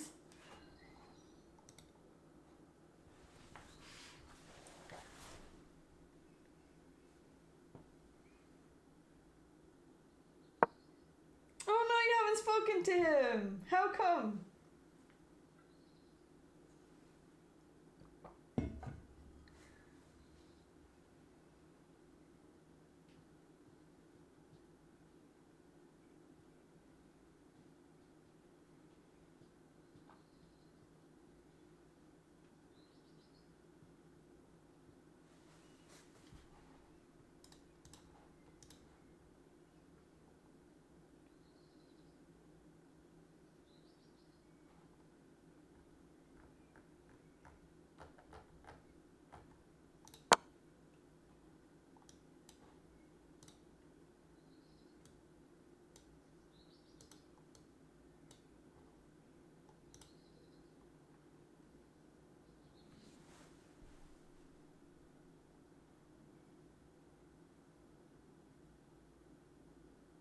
You both go to Limerick Chess Club, but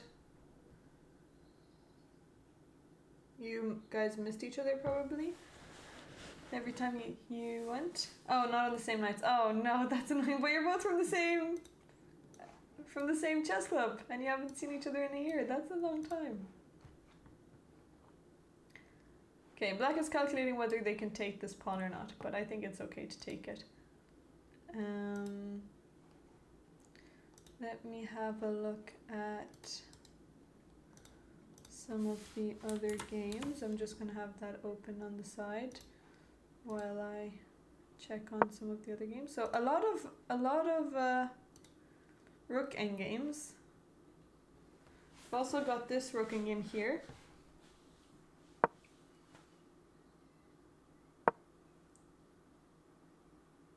Oh, you're getting nervous. Okay.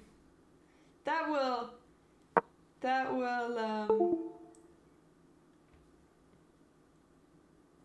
I don't know what just unplugged or plugged.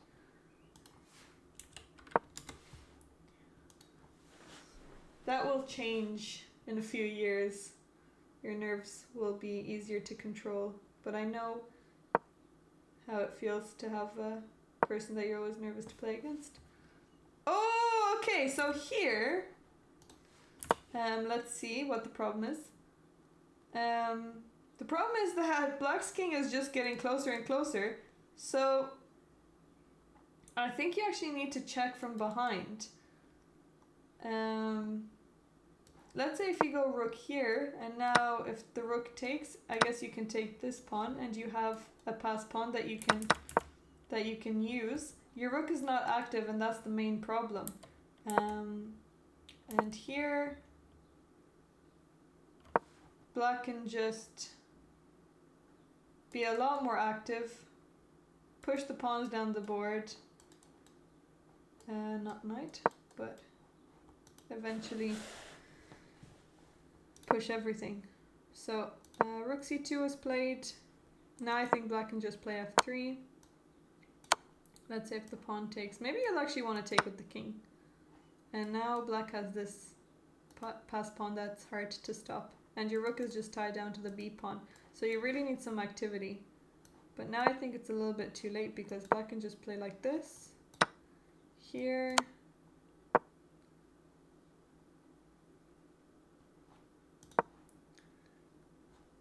Okay, h5 was played. Black is playing really well here.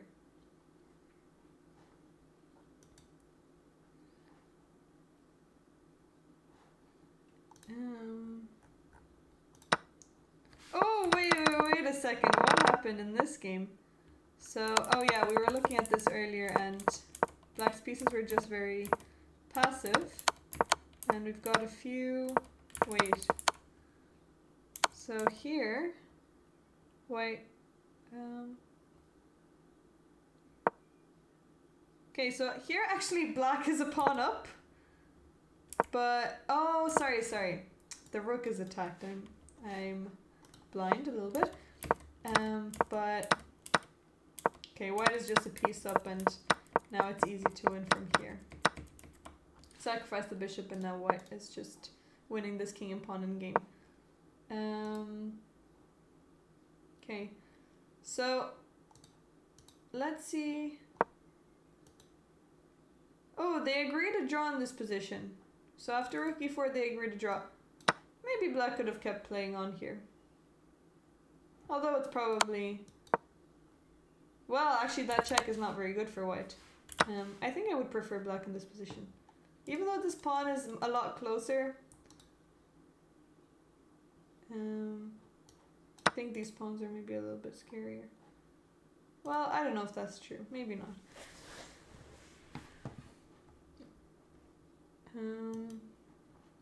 Okay.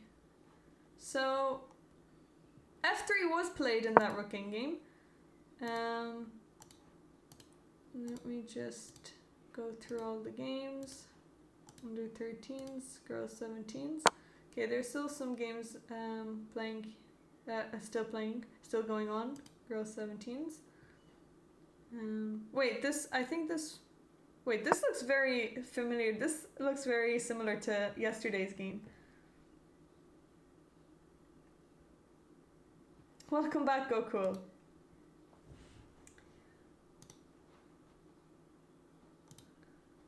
Also, I replied on Discord.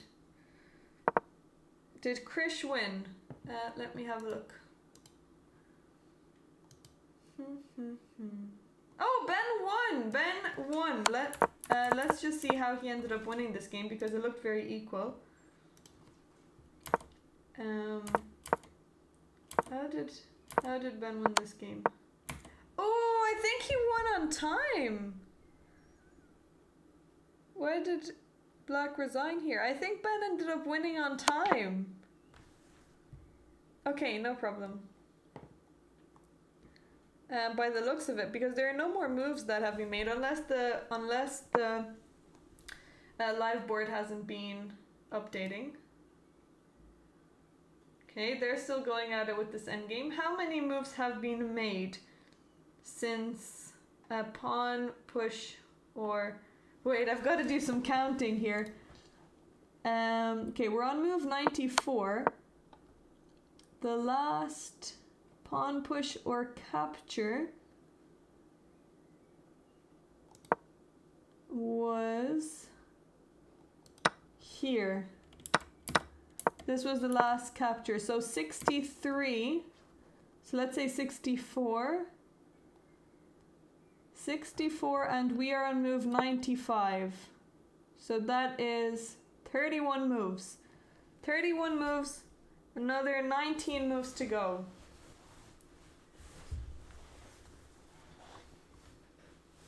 Oh yeah, it is a dead draw. Yeah, so maybe it was a draw. But it says that Gavin won.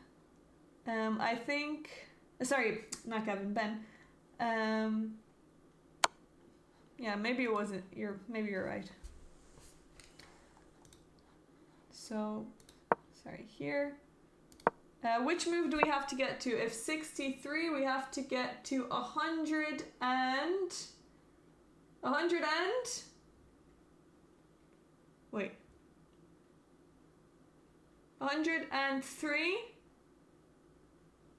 No, 113. 113. I think, yeah.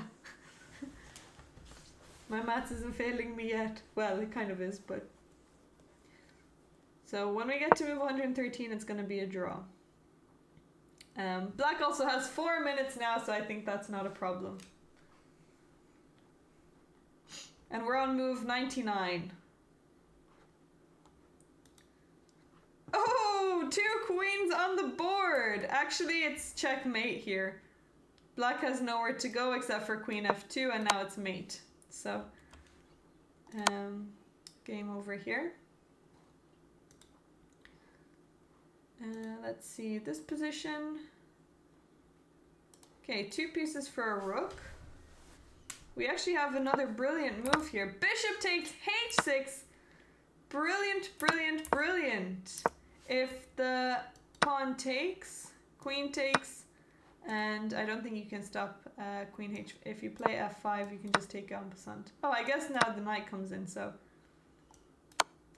But this is looking very scary. Now the knight can also come in. So brilliant sacrifice by white. And this is the position that we're in right now. Black's king is a little bit exposed, but sorry, white's king is a little bit exposed, but black cannot get to it.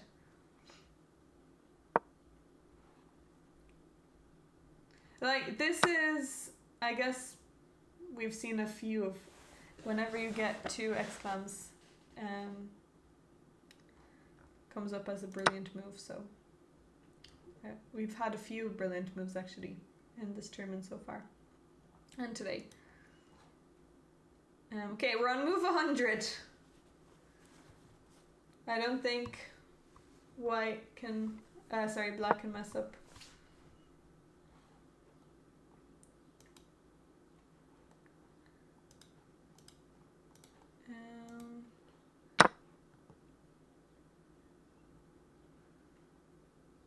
Let's see. Okay, under 7s are all finished, under 9s, under 11s. Okay, there's still some games under 11. Oh, okay, another interesting rook endgame. I don't think we saw this one. Or did we? No, I don't think... Wait. No, I don't think we saw this one. Let me just get to the position.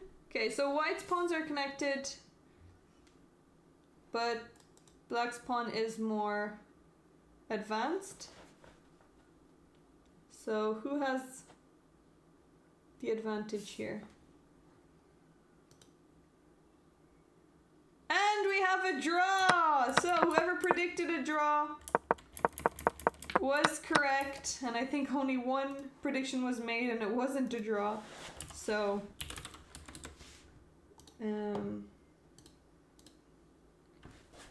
no one gets anything.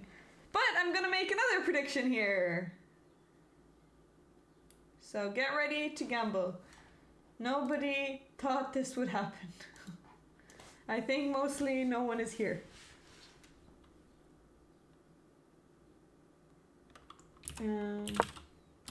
Okay, let's do a prediction. So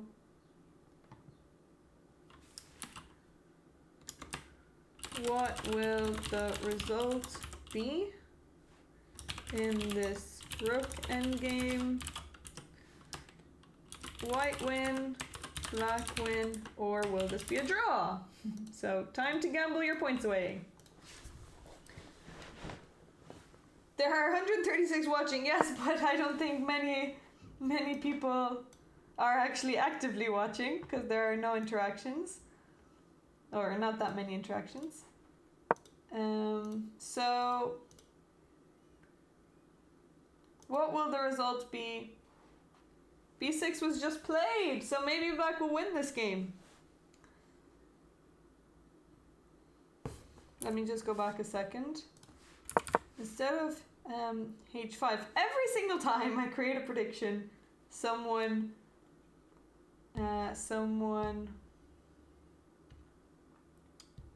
makes a bad move. So g5 here is slightly better because after the rook takes, I think you can advance your pawn a little bit further down the board, but I don't know why h5 is so bad.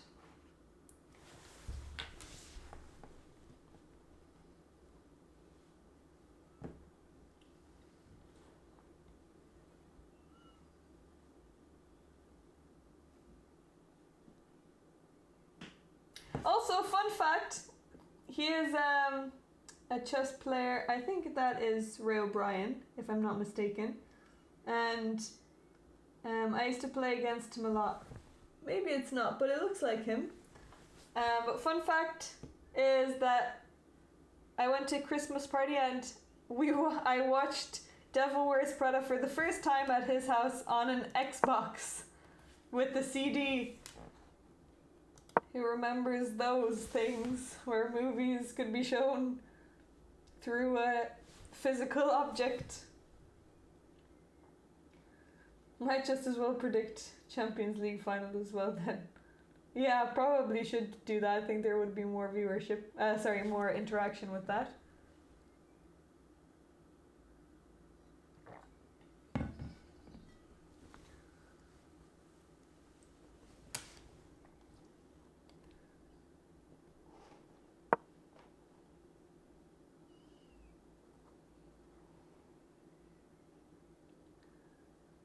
Okay, so king c4 isn't so accurate here. I think you could just play b2.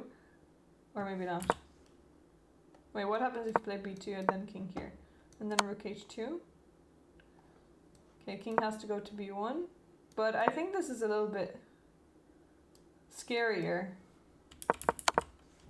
So I don't see why king c4... Actually, I don't see why it's a mistake.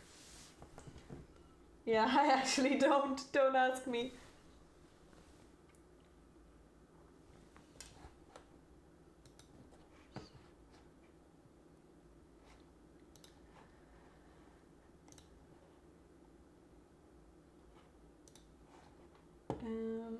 Let me just have some other games open.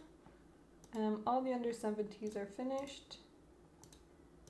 Wait, so I think there are only 2 more games.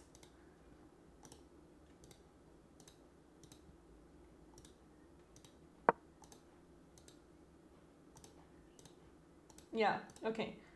There are only 2 more games being played in the under 11s. 2 more games under 11s, and these are the 2 games. So, oh, but this one, wait a second, what has happened here? So the rooks were traded. Bishop here is not so great. The rook has entered. And now we've actually got, who can find the best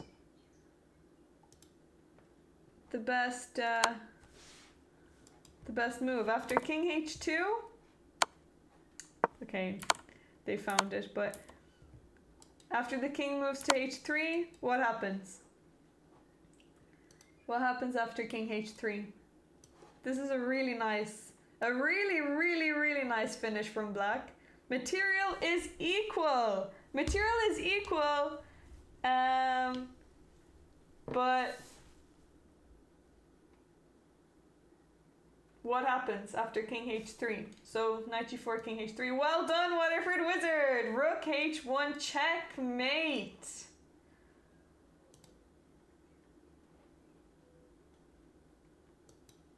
Rook h1, checkmate. And I think it's gonna be on the board. Yeah, actually it wasn't on the board. White resigned. Really beautiful checkmate. This just shows you how important, well, actually I don't even, it shows you how nicely piece coordination comes through. And I actually don't know how you could have, I guess rook f3 was the mistake here. So you need to keep your rook on the back rank to avoid the rook coming in. Because now,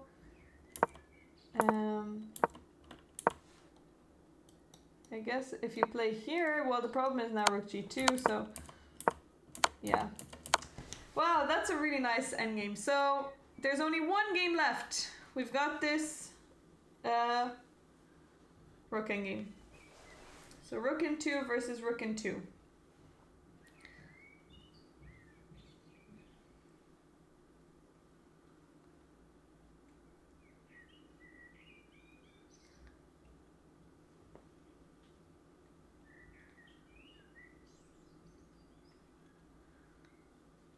Oh, 17, okay, sure. I meant it's equal in terms of what is on the board. So these pawns are looking scary. So what is black threatening? What if white pushes g5? I don't think either of these pawns can push. Well, if d2, king d1, b2 can't be played. Well, then there's just check. Actually, sorry, even better, there's check here. You think black will get the win?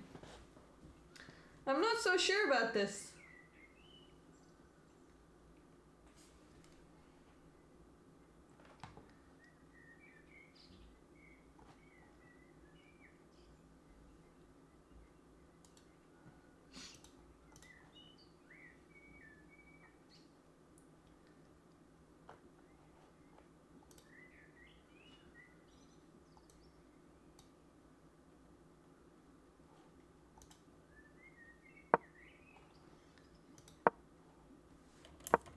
Okay, g5 was played.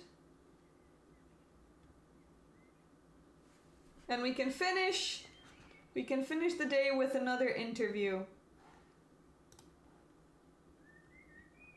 from Samuel Redmond from the Czech Republic. Redmond. Sorry, from Czechia. I've got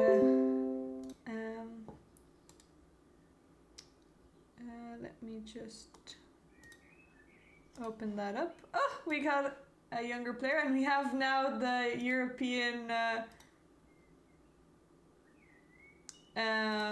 logo in the back this time, so we've improved our setup.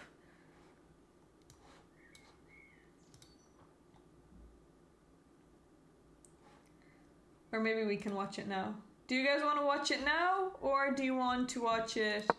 D3 was a mistake. I think, well, what else could black have played? Okay, if he tries to give a check, then king b2. Unlock a random sub emote means that you can use emotes that are available only to subscribers.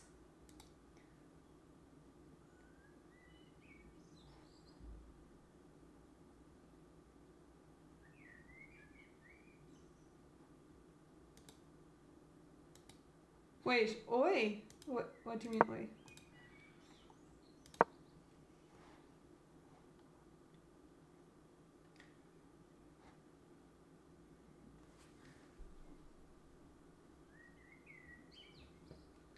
You don't like the white king, but maybe the white rook can stay active. Yeah, that's true. That's true. Yeah, because you can just check. Actually, okay, it's black to move. I think black only has one move anyway. Well, okay, if he tries to go king c3, then you can just give a check. I mean, it's the only move that you have, and then you can just go back to b6. Let's say if he goes this way, well, you just lose the pawn.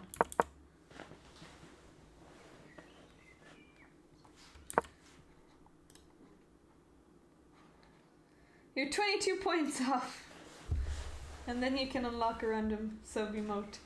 Also, I'm going to promote my channel a little bit, but I will say that the best way to support the channel is by subscribing. And it's a new month, so we can try to get 100 sub points for June. We need to get it 3 months in a row. So if you're considering to subscribe, that would be a lot of help for me. So you can consider it as buying me a coffee or a tea or a cake from a coffee shop if you're enjoying the content. And I would really appreciate it. You will? Okay, Mazen. Yes, actually subscribing on YouTube would also be great, but I haven't been putting out too much YouTube content. And we're trying to get to 100 sub points so that I can increase my revenue a little bit. And tier 1 is 1 point, tier 2 is 2, and tier 3 will get you a spin. Tier 2 will also get you a spin, and then we'll also get you a lesson on screen. On stream. And it would help the channel a lot. But what has happened here? Okay, so g5. Okay, if the rook, if the king actually went to b1, then d2 would just be winning. You can't really stop that because you've got to check and push the pawn. So you have to go to d1. And after b2, the rook is just protecting b2. Oh, there you go. You have the... But are they sub only? Or maybe they're...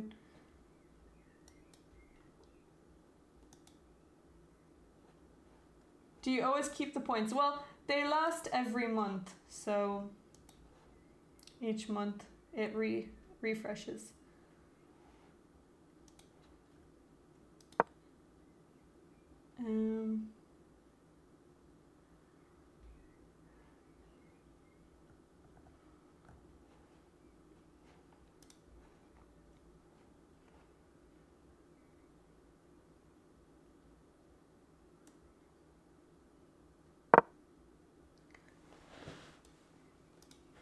Yeah, I think this is just going to be a draw. Good thing you got Twitch today. Yeah, great. Great thing.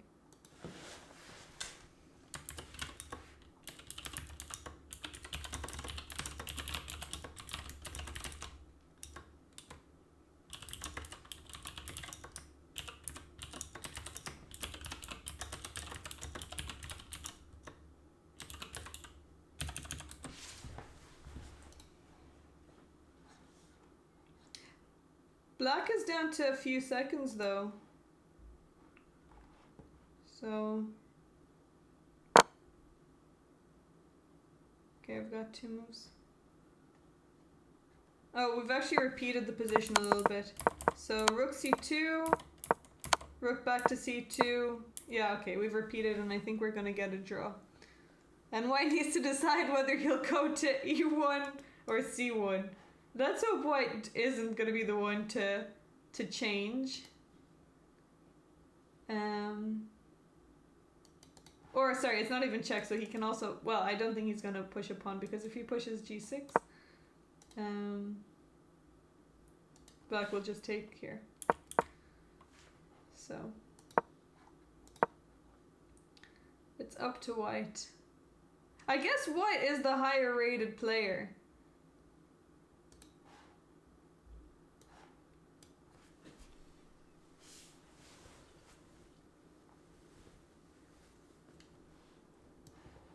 Okay, I'm going to, you're 17 points off. I'm going to show you guys an interview. Are we ready? Wait, what was played? Okay, King C1 was played and now it's gonna be a draw. Yeah, I think draw was agreed. Well, I don't know if it was agreed. I think Black needs to pause the clock and say that with this move, it's a draw. So you need to claim.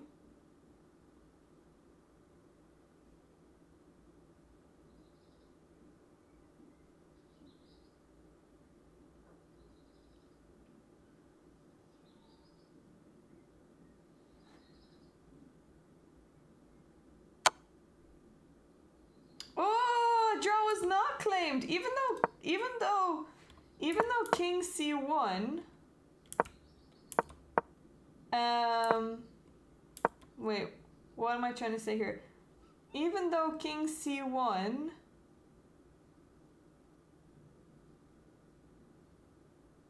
repeats moves,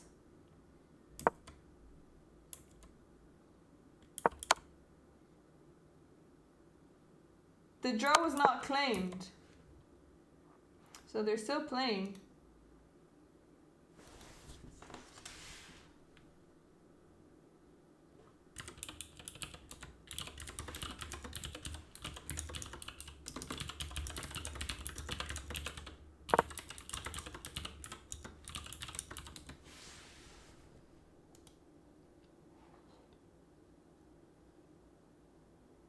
Wait, b2 was played.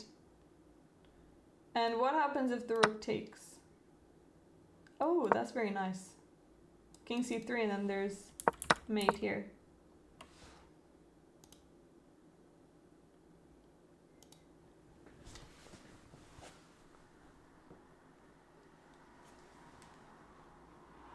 Yeah, b2 is a nice trick.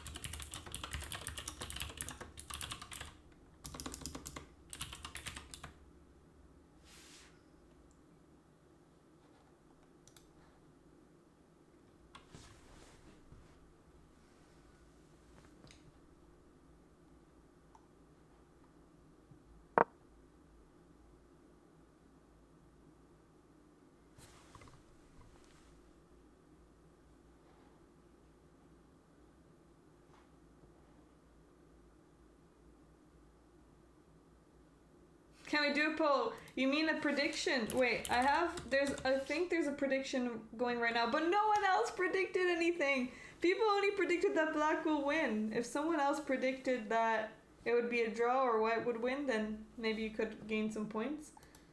But I think this is gonna be a draw. No one has predicted. Okay, let's watch an interview.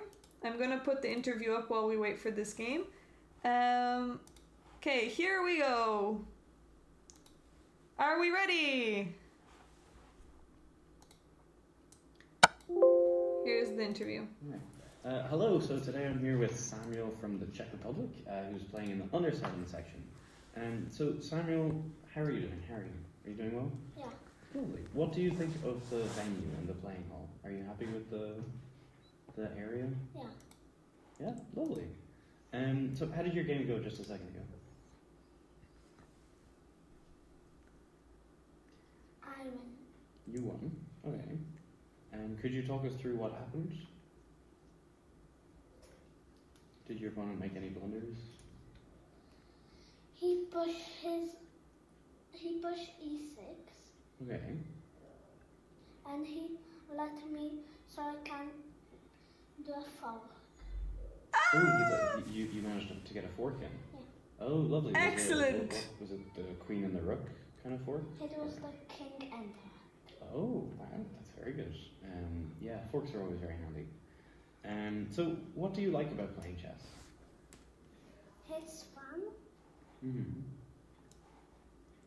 Do you like playing it just because it's fun, or do you like it for any other reason? That you have just time. Mm-hmm. You have time to think? Yeah. Yeah, wonderful. So speaking of thinking, before your game starts, Yeah. what are you thinking about? What do you think about?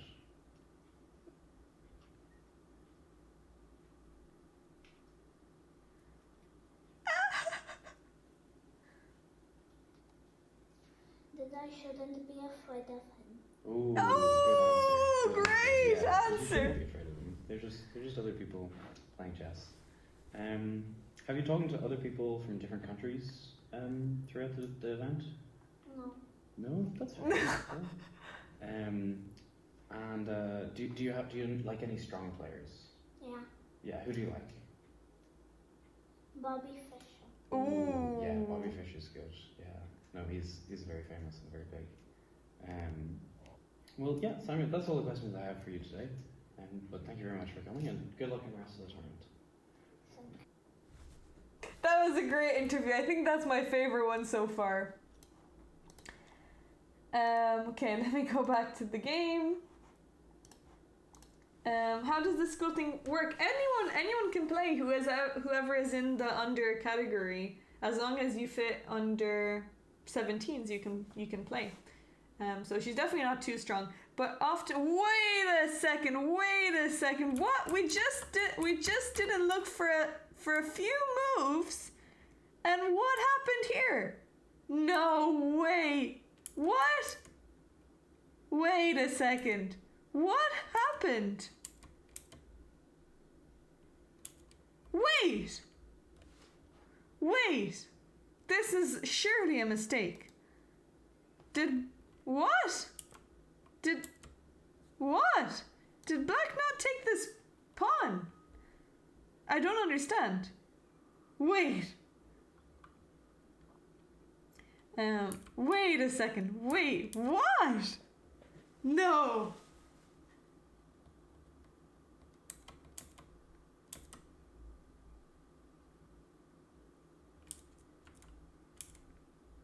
Wait, I don't understand. No, this must be a transmission error. What? That's crazy. No way. No way this happened. I don't believe it.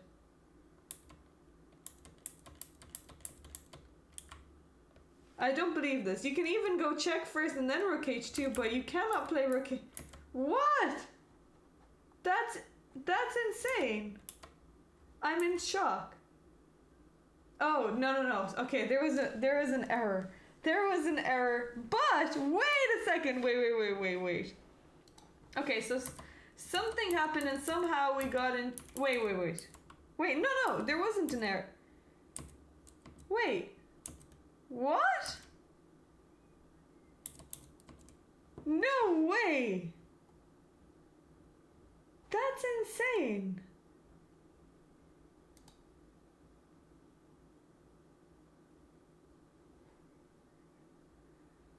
He panicked, but I don't think he was in that much time pressure. Like, he worked so hard to get to this.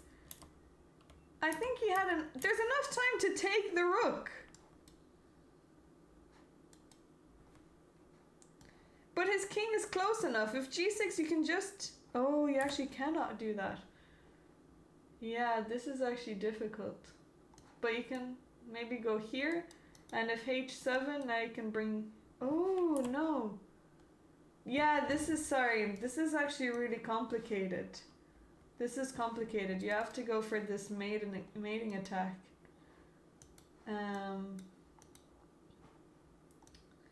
This is really complicated. Yeah, this is not easy. Never mind. Poor black is... Okay, now we've got to see queen and king versus rook and king. Queen and king versus rook and king. Oh my goodness, that's actually crazy.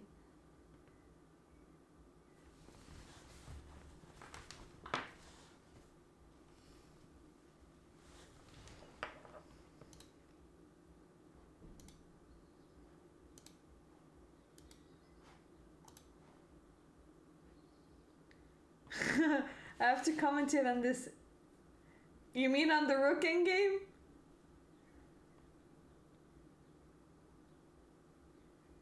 Oh, poll. Well, the thing is that there's already prediction in place, but the thing is not enough people,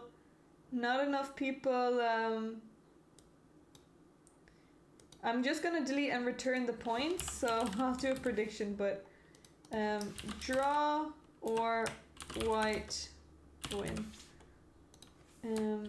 Result. Here we go. Here we have a poll. Will white be able to win?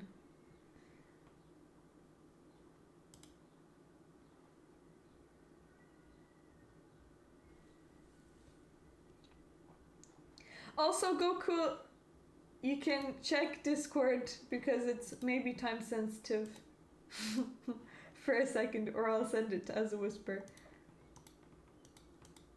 Okay, so 70 points for white to win. If anyone puts in a draw, Maslin will get a few points. Sorry, wait, the game has continued. Yeah.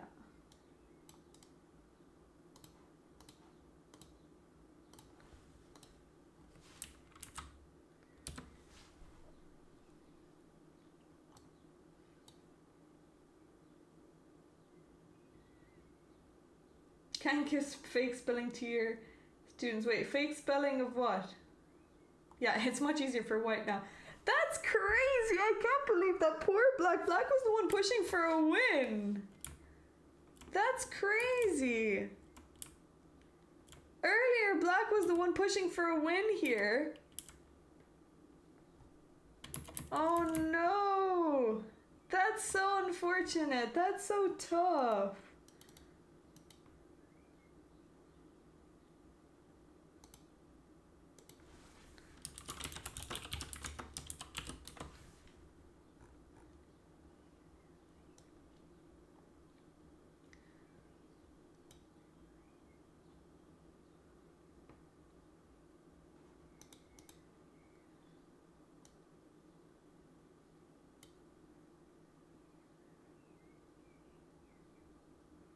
It's not the easiest endgame in the world if Black doesn't hang the rook. Yeah, but it is it is difficult to avoid, especially since the king is so cut off now.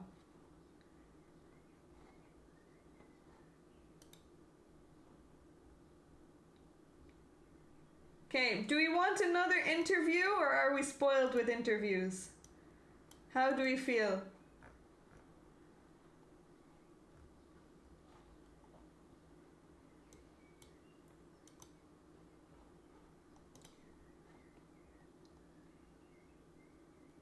Or should we keep it on a high?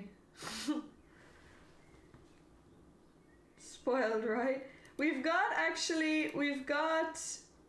another 2 that were taken today. More will be taken tomorrow. Yeah, the next one is a female interview. You got the emote, great Maslin. You got Deanna's Darlings emote. Excellent, that's probably one of the best ones. Okay, I'm going to spoil you guys with another video.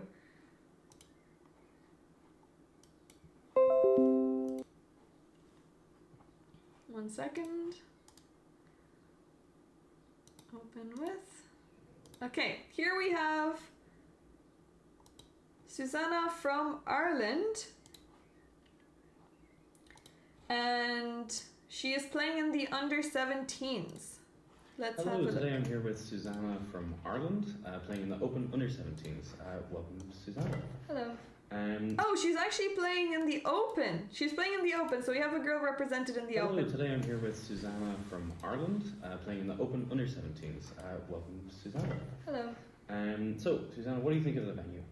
I think it's very nice. The venue is very big. It's easy to get lost, but it's big open space and there's many monuments around the campus, so it's really nice. Lovely, very good answer. So how did your game go just there? Could you talk us through roughly what happened in terms of opening, middle game? Was there an end game? From the start I played the Queen's Pawn game. It went well. Then in the middle game I had a bit of trouble, but I managed to block it, and then at the end my opponent resigned. Could you describe some of what the trouble you were facing in the middle game was? I was being attacked by his queen to my king, and I had to block it and I had to give up some pieces, but in the end I gained some pieces. So you had to do some sort of tactical sacrifices just to cover everything? Yeah. Very nice. Okay, and so what was the actual opening? Like, what was the... It was the Queen's Pawn game. Okay. So d4, moved my knight up, and then also put my bishop to g5. Lovely. Okay. And then they responded like d5. And yeah. Beautiful. Okay. Yeah, So 17. what is it that you enjoy about playing chess? I enjoy the strategic Yeah, take your time. Wait, I'll actually send him a picture. thinking. Oh, sorry, I'll send him a picture of You have that. to think and sit about it. You have to take your time. It's a patient game. So even to learn about the other player, to see how they played, it's fun because you get to see different ways of people playing. Just different like strategies and styles. Yeah, very nice. Is this your first international chess tournament, or have you ever played? Is. Beautiful. And how are you finding it? It's very fun. I get to meet a lot of people from different countries, and meeting them is really fun because they're like the same as me. They're coming and playing chess Mhm. just from different countries. So it's nice to meet other people. Yeah, exactly. So you can sort of get to know them, and you have a common interest. So you always have something to talk about, which is good. Beautiful. So when you sit down to your game before the game has began, what's going through your mind? What are you thinking about? I'm usually go through my opponent's games, so I sometimes think about the openings that they could go through. Mm-hmm. But I'm also just thinking to stay calm because Yeah. it's for fun. Yeah, exactly. That's very true. Yeah, it's good to try and stay calm in that kind of moment. So during the games, do you like to walk around and sort of look at other people's games, or do you sort of only walk around for exercise and then just focus on your game as much as possible? If I'm confident in the play, I will walk around to maybe look at my friends' games to see what they're doing. But other than that, not really. Yeah, that's absolutely fair. Okay, so I've got one more question for you, I think Susanna. he Is there has- any strong player that I think Ross has absolutely fair, beautiful, great answer. I think he has the comments already learned off and put them on random generator. you follow or that you admire? There's a Turkish player. I can't pronounce the name, but he played Carlos Magnuson. Oh, So, and he Or won Michael. online. wait, who is Carlos? You mean Magnus Carlsen? Or- Sorry, yeah. No, Ross! And he won online. No, which that is- was mean! He played Carlos Magnuson.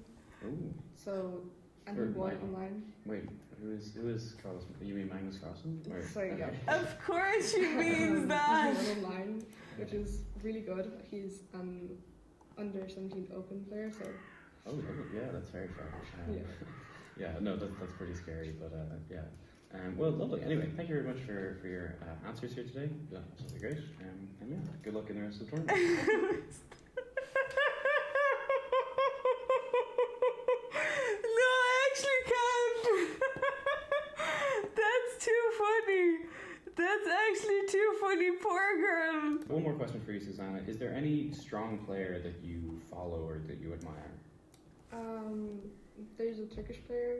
I can't Ross, pronounce the that name, was so mean. but he played Carlos Magnuson. Oh, So, and Or he won Michael. online. wait, who is Carlos? Yeah. Magnus Carlsen? Or- Sorry. And he won online, which is really good. He's an under 17 open player, so Oh, yeah, that's very fair. That's too pretty funny. scary, but, yeah. Well, lovely. Anyway, thank you very much for your answers here today. That's actually one of the- Good luck in the rest of the tournament. That's actually one of the funniest things I've ever seen because it's so. She. Oh, Ross, that was mean. It's funny because you expect him to be like, oh yeah. Oh my goodness! Oh my goodness! Oh my goodness, you will not believe what happened in the game! Oh my goodness, you will not believe what happened in the game! Everyone! Everyone! Everyone! Everyone! Take a look! What just happened? This was the last game of the day of round 2. And what do you know? So, white is just completely winning here. Rook and queen versus king is winning. So, queen f6 was played, pinning the rook. After king h5, it's a little bit difficult. You have to keep maneuvering around here. King h6. Maybe you can actually bring your king in here. But okay, it is difficult. I mean, actually, I don't exactly know what you need to do, but eventually you'll win. But after rook g4, king moves to f5, and it is a draw! It's a draw! Can you believe it's a draw? It's a draw after rook f4. Brilliant fight by black. Black was fighting so much. Black was first winning in the rooking game, then it was a dead draw. Actually, the moves repeated 3 times. No one claimed the draw, and they continued. Then black didn't take the rook back, and he ended up getting a stalemate. Look at this position, stalemate on the board. Draw! Oh my goodness. Queen and rook versus king. That is crazy. That is a crazy end to day 2. Oh wow. Poor white, but actually excellent find by black. So whoever predicted a draw gets a lot of points, because I think a lot of people predicted a white win, which would have been, and these players are not the lowest. 1.2k go to TJN17. These players are not one of the lower rated. Black is 1896, almost 1900, and white is 1635. That is absolutely insane. That is crazy. That is actually crazy. I cannot believe that. So, wow. Poor White. White is gonna be so upset after that. White is gonna be so upset. I guess he was also in time pressure. Maybe you can try queen here, but okay, it's definitely not easy. I actually had a game like this and I had the rook and I lost, but I don't think it's the easiest to win, but I think it's much harder to hold. But that's an incredible end to the day. Okay, everyone, so thank you for joining me on day 2 of the European Schools Chess Championships. This was round 2. Another crazy day. Yeah, well, I think on any of the bigger channels people would be a lot more critical in general, but here we don't have many people active. So let's raid. I think we should. Who should we go to? Let's go to Alexandra Samaganova, who is she's actually also just finishing her stream, so we just missed her.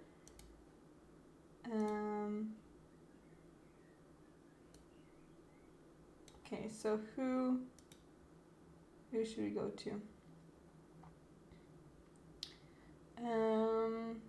Okay, we can also go to Georgiana, Agnes, Sveta.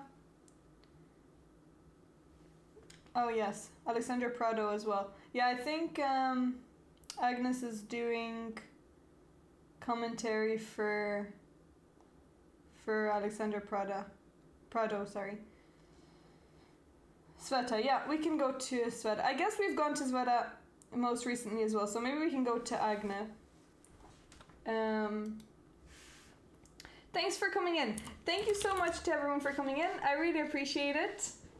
Enjoy the rest of your evening. Enjoy June.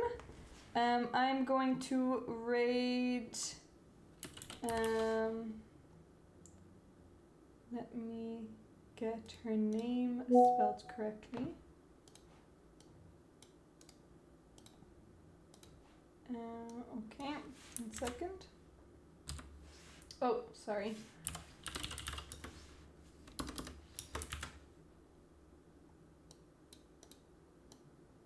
I put in the link instead of her name. Okay, so let's go over to Agna. I will see you guys later. I'll see you guys tomorrow even, or maybe later tonight, depending on how I feel, because last night I did stream.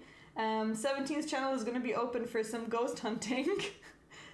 And thank you so much for the company and for the interaction, and I will see you guys tomorrow. We start again.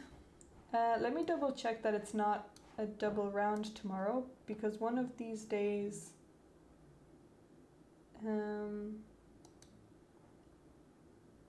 there will be a double round. Okay, so tomorrow is still 4 p.m, but on the 3rd of June we will be starting at 10 a.m. So 10 a.m. start, it's gonna be very early. Okay, so let's go over to Agnet. I'll see you guys later. And Enjoy the rest of your day. Goodbye. See you later.